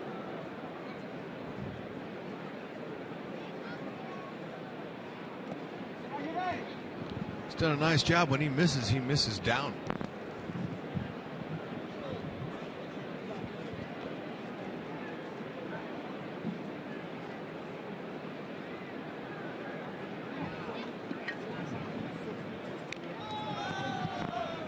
One and two. Minnesota could really use a big lift from Gibson tonight and for their starting rotation. Their starting rotation ERA coming into tonight was almost 7. 6.87 ERA. And Minnesota last year had the highest starting rotation ERA in the major leagues. It was over 5, the only major league team with an ERA over 5 from the rotation.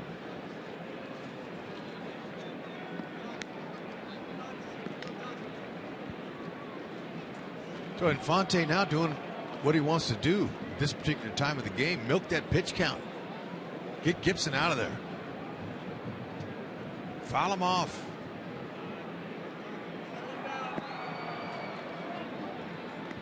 Full count. Dyson's on deck. Now at 100 pitches.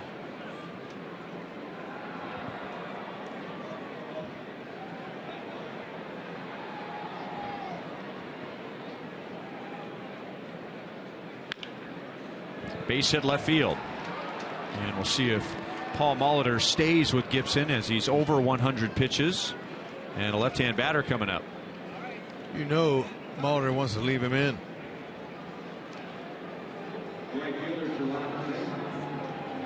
Craft and Draft featuring Boulevard is the new place to be at Kauffman Stadium, and now open on the Loge level. This unique space offers fans an open-air, climate-controlled destination with over 75 beer varieties, gastro pub fare, and a custom pizza bar. The venue is open to any ticket holder, and select season, single, and group tickets are also available.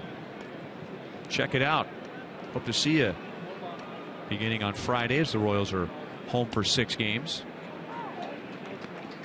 Dyson takes a strike. Girard is struck out, grounded out against Gibson. Time for Dyson to split the gap or slice the line. Plouffe, third baseman's in. Good backhanded stop by Suzuki.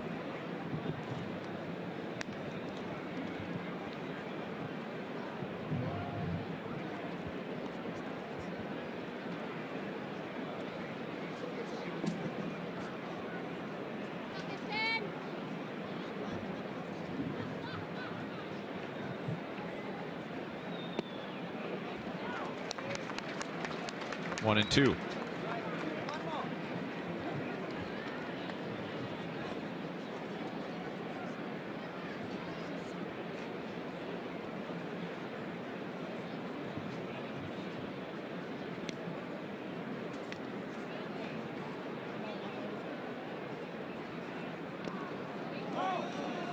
Another good stop by Suzuki. 2 balls, 2 strikes. Yeah, he's a nice catcher. He's really fundamentally sound.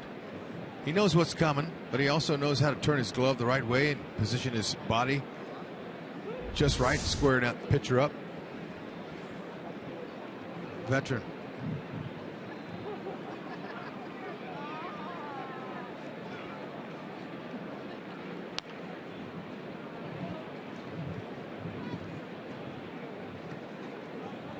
Gibson, he's so quick home, he barely stopped on that. Once the pitcher comes set, you got to stay set for at least a second, at least for a pause, come to a complete step or stop. Some guys just barely come down and go.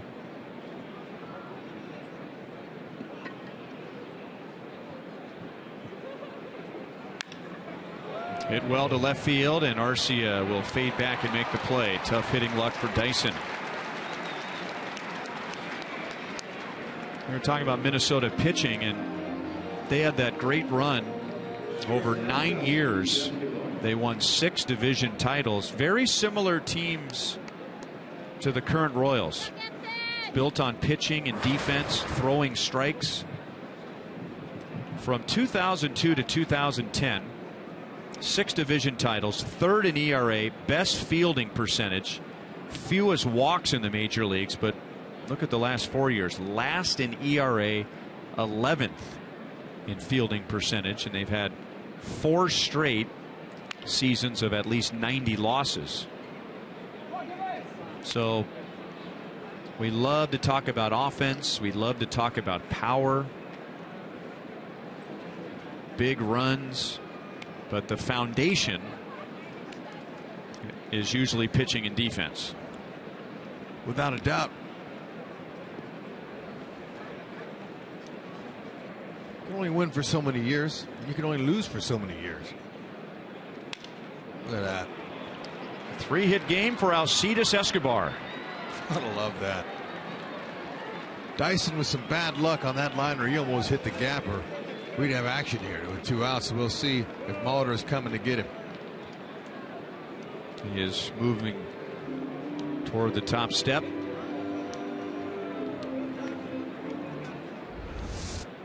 Going to wait for Mike Moustakas to be announced into the game, and now he'll head out to get Gibson.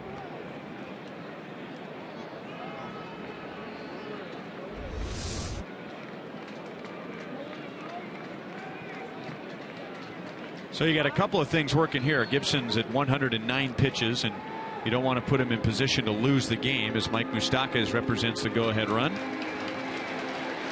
And the Minnesota Twins and their fans, they needed a start like that. And now a Chevy call to the bullpen as Brian Dunsing will face Mike Moustakas.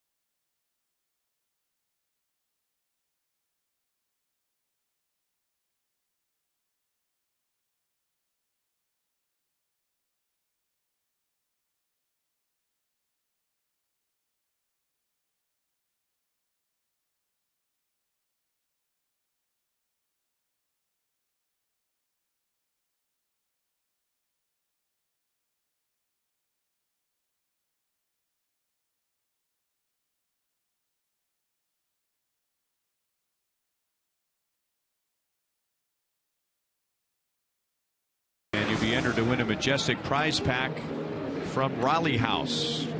3-hit game for Alcides Escobar. He'll get his average up over 400.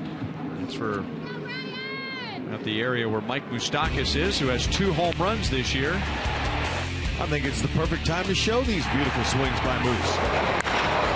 Oh, that one right there was a bomb. Now, is that considered center field? To some. Regardless, he got it all. Oh. Plouffe has room, and that's the inning. Moustakas had good numbers in the past against Brian Dunsing, but Dunsing makes 1 pitch to get the Twins out of the top of the 7th.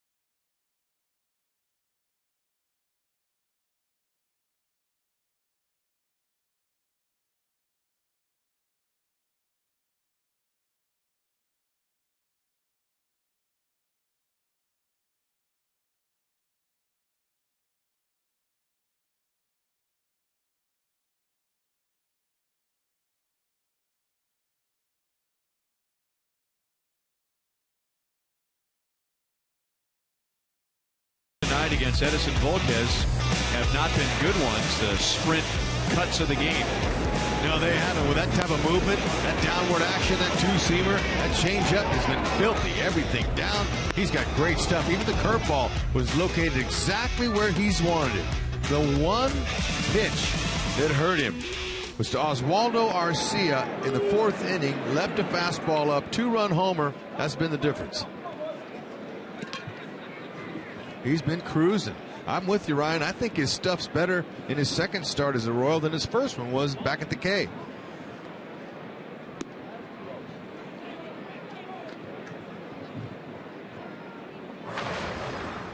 Trevor Plouffe singled and scored in the 4th inning. That ended up being a big hit. 2 outs, nobody on. Plouffe singled, and then Arcia hit the 2-run home run.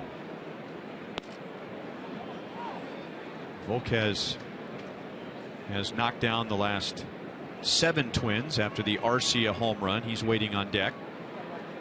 And earlier in the game, Volquez had a stretch when he retired 11 in a row. 1-2 on Plouffe.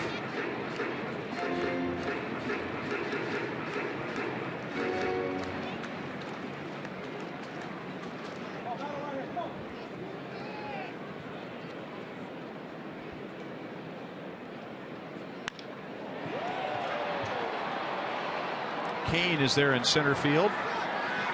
1 away.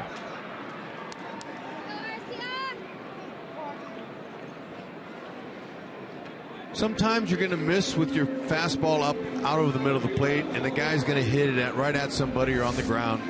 But sometimes you got to give credit to the hitter, and this pitch was up, and it was elevated belt high on the outer half, but a good swing by Arcia.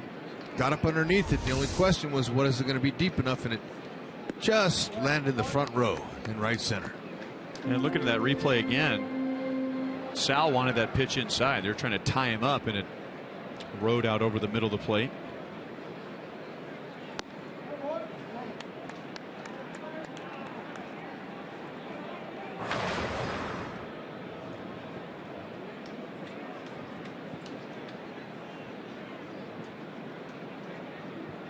First home run for Arcia and his first 2 RBIs.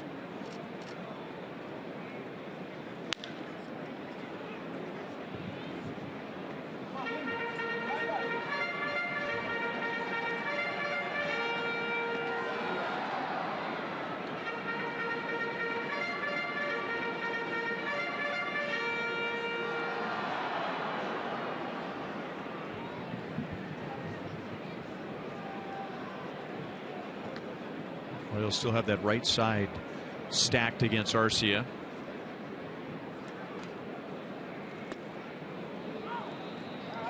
Two and two. And then the outfield is straight up. They've become so specific now with the shifts that, used to be when you played, HUD, if you played a guy to pull, everybody shifted over to pull. And now you might have the infield playing him to pull, the outfield the other way or straight up. And there he goes the other way. And out of play.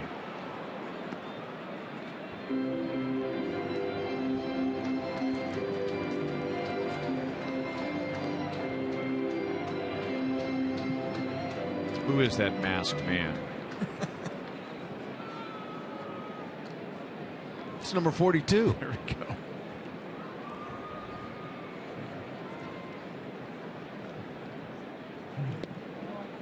Three and two on Arcia.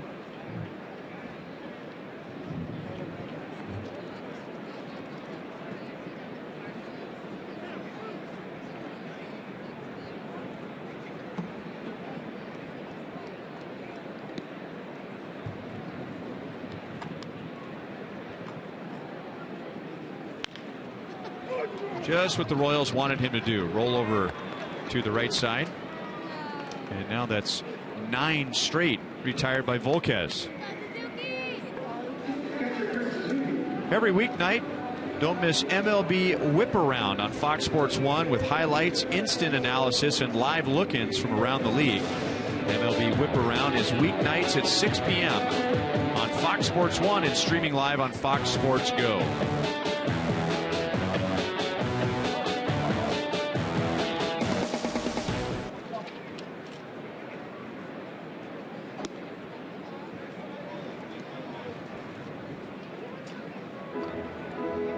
Kurt Suzuki is 0 for 2.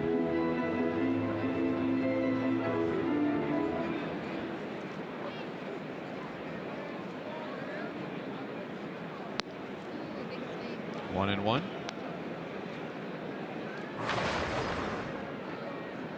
Grounded out to Infante in the second inning and line to Kane in center field in the fourth.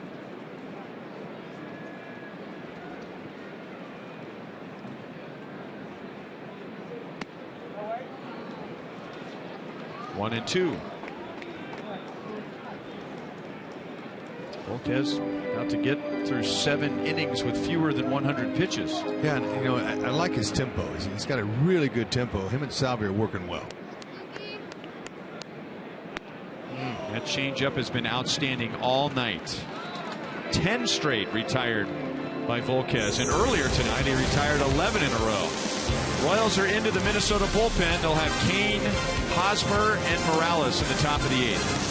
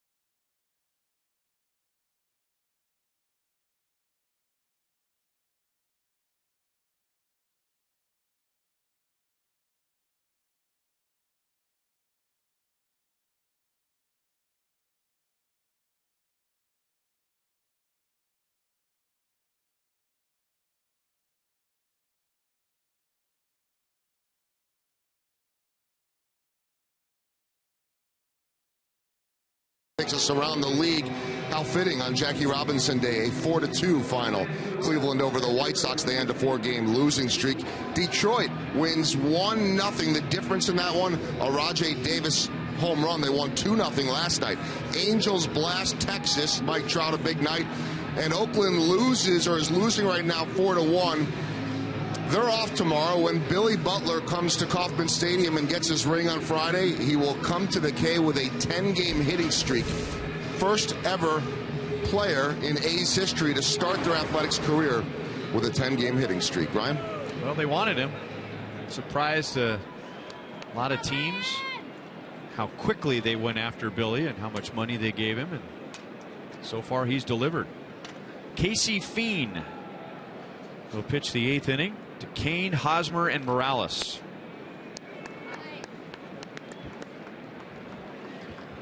Okay, 90-93 with his sinker. He's got a slider and a changeup.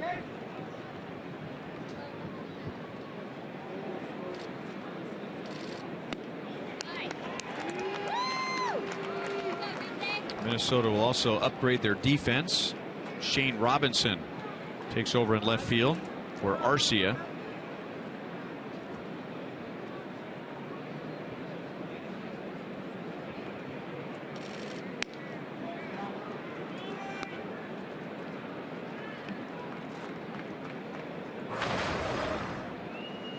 Royals have 9 hits tonight. They've out-hit Minnesota 9-4.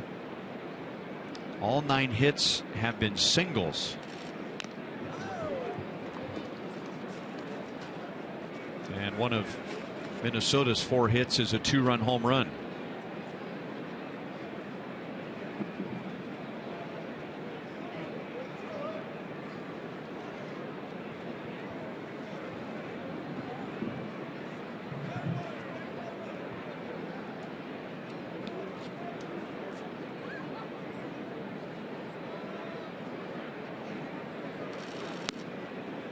Lays off a borderline pitch.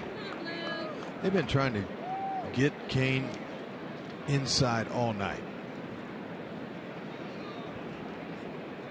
Slider away.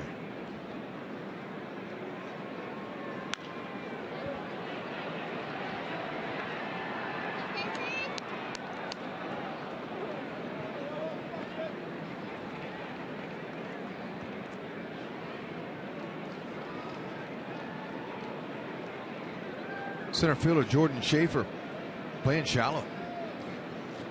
He knows that Lorenzo Cain, with 2 strikes, like to drop that ball down right in that right center field area. He's coming in 3 more steps now. Got him with a slider away.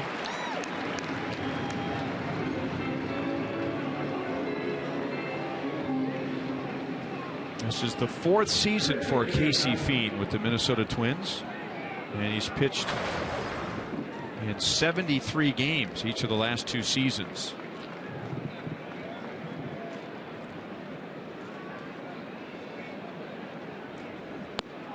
Ball 1 to Eric Hosmer.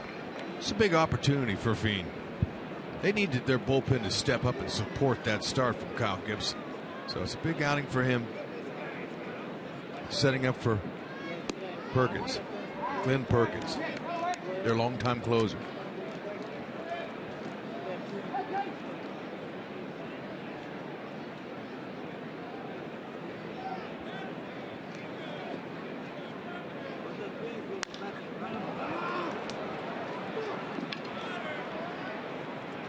Jordan Schaefer will make the play in center field. 2 down in the 8th inning.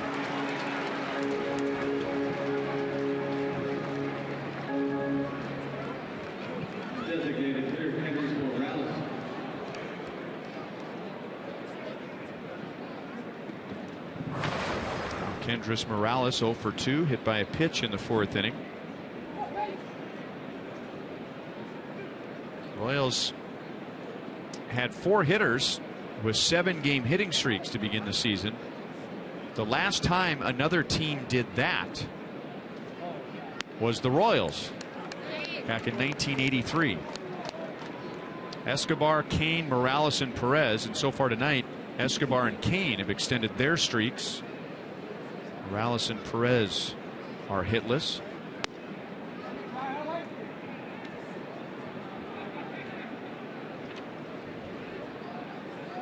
Nelson Volquez at the moment, nobody is warming up behind him. He is at fewer than 100 pitches and looking great. He's retired the last 10.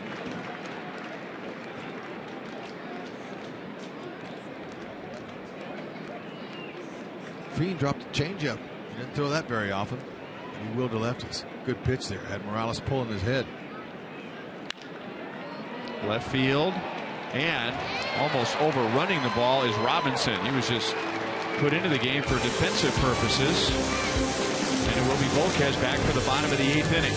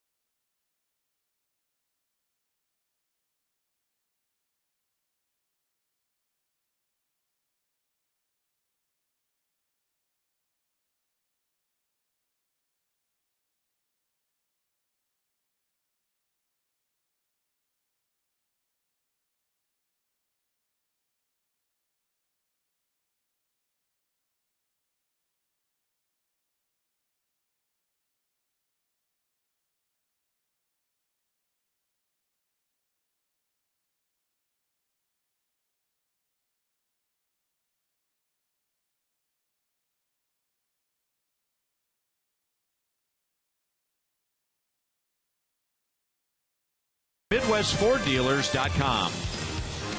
And by Academy Sports and Outdoors. Right stuff, low price every day.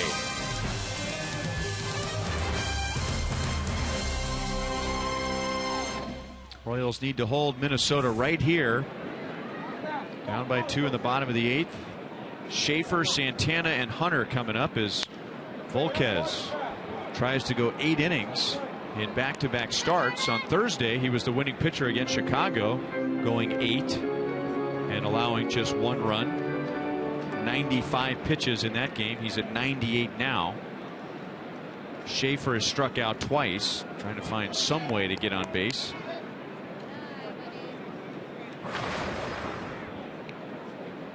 First pitch hacking, because he was hoping that that was the fastball, and he got one. He just couldn't get it. Now I don't know if he'll get another one.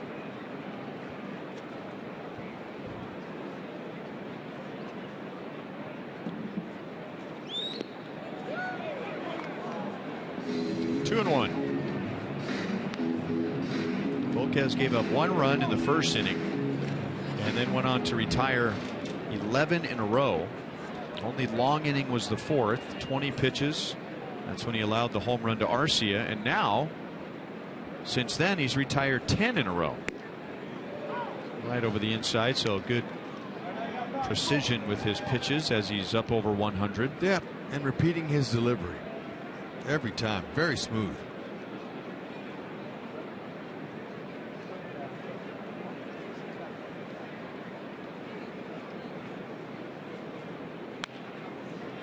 To Moustakas, in and out of the glove, and Schaefer's on to begin the 8th inning.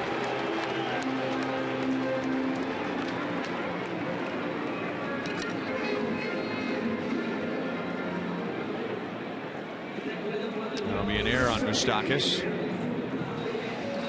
Hit in the dead part of his glove. That's the heel. Oh no, it came off the end, looked like.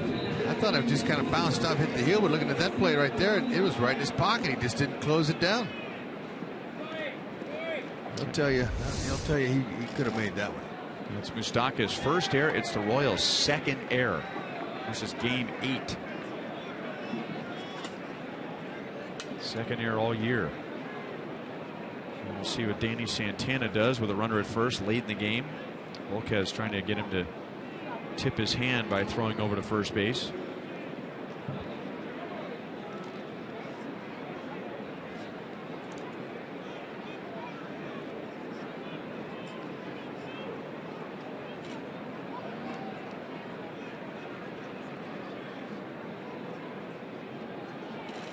Runner going.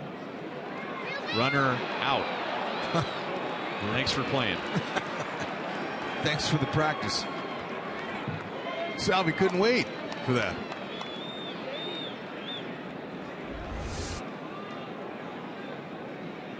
Oh, gone. Look at the footwork. He was transferring his feet while he was catching the ball. Schaefer with a nice jump. Much better throw. He's way gone. The league has attempted 3 stolen bases so far against Salvador Perez, and their next successful will be their first. 2 down as Dyson takes care of Santana.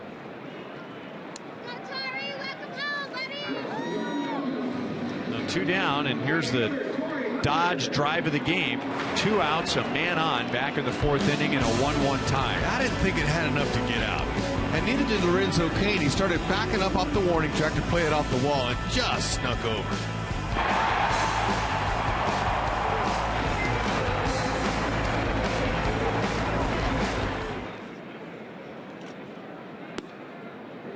Strike to Torrey Hunter.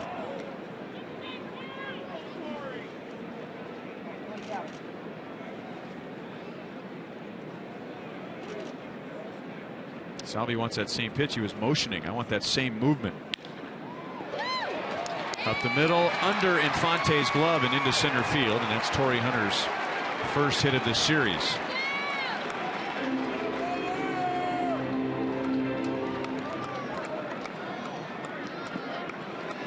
And with 106 pitches and Joe Mauer coming up, Ed Yost wants the only lefty that he has in the bullpen.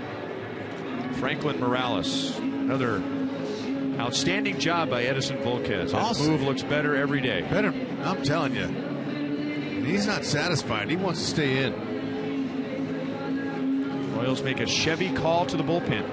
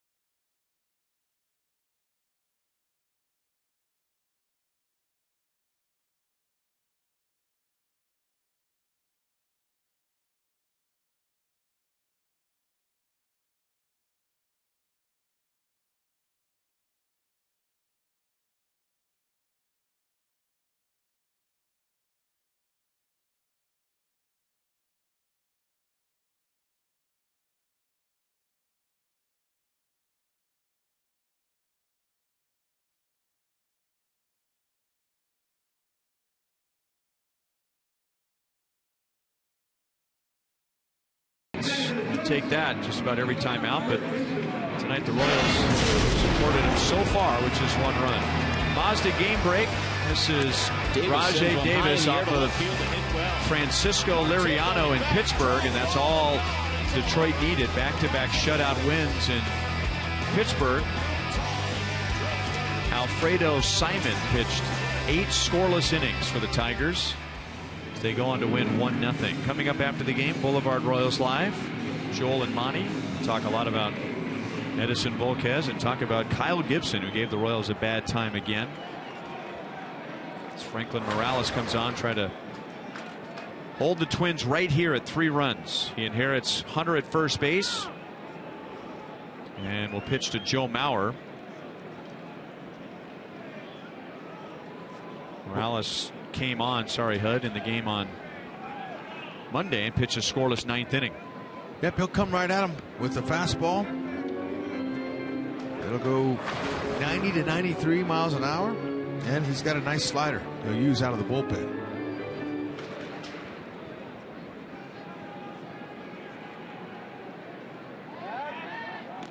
Boy, he had Torrey Hunter. Torrey Hunter did not see that coming. He's asking Dana DeMuth, the first base umpire, if that was a balk.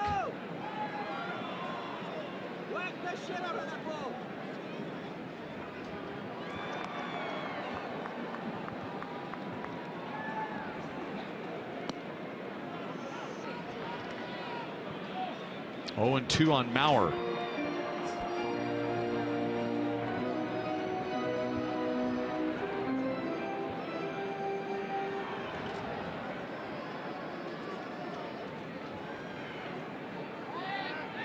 Again, Hunter didn't read it right away. First base coach is Butch Davis, trying to do what he can to help Torrey Hunter read Morales' move. Butch Davis, he played for the Royals for a couple of years back in '83 and '84 in the big leagues. Rolled out to Infante. And that's that. Last chance for the Royals, down by 2. Into the 9th inning, it's Alex Gordon, Salvador Perez, and Omar Infante.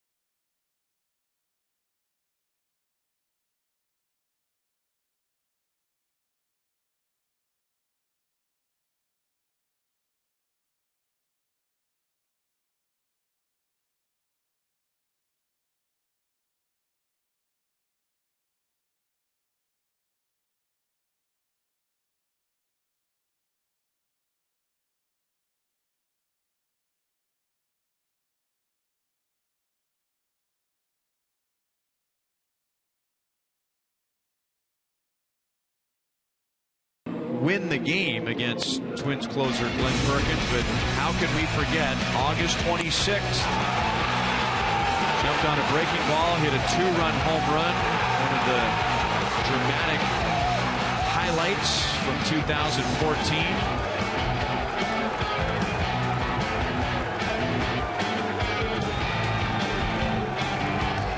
Time when the Royals really needed a win. And now here's Perkins and Gordon. Perkins has a couple of runs to work with. He saved 34 last year, none so far this year. It's appearing in just his 3rd game. 89 to 94 with his fastball slider.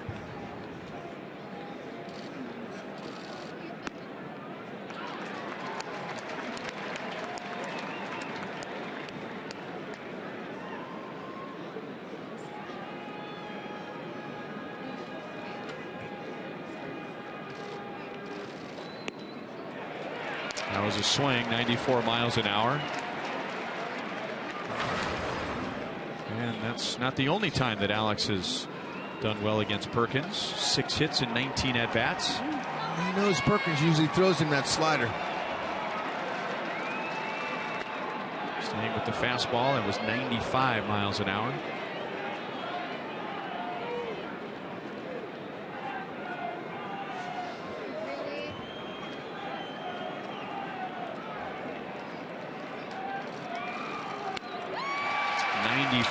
For a strikeout.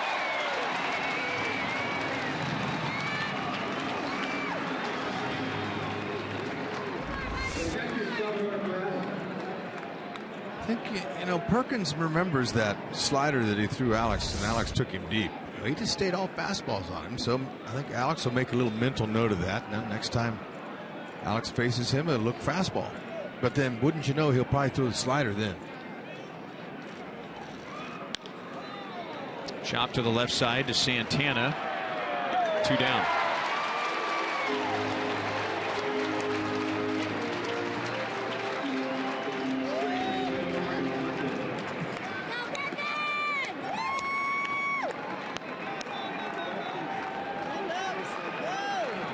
Omar Infante is 1 for 3. He has hit in 6 straight games.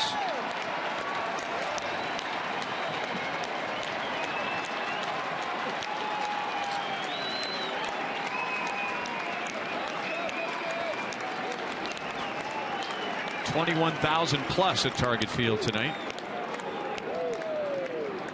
Largest opening day crowd, or at least home opening crowd on Monday, over 40,000.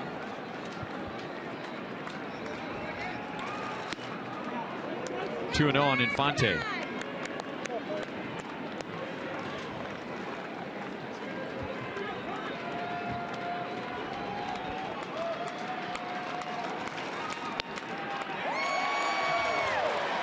Two and one.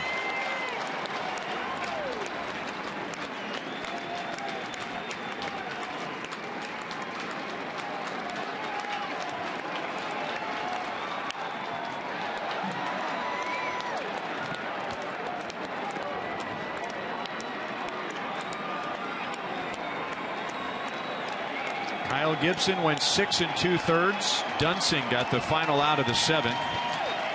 Fiend pitched a scoreless 8th.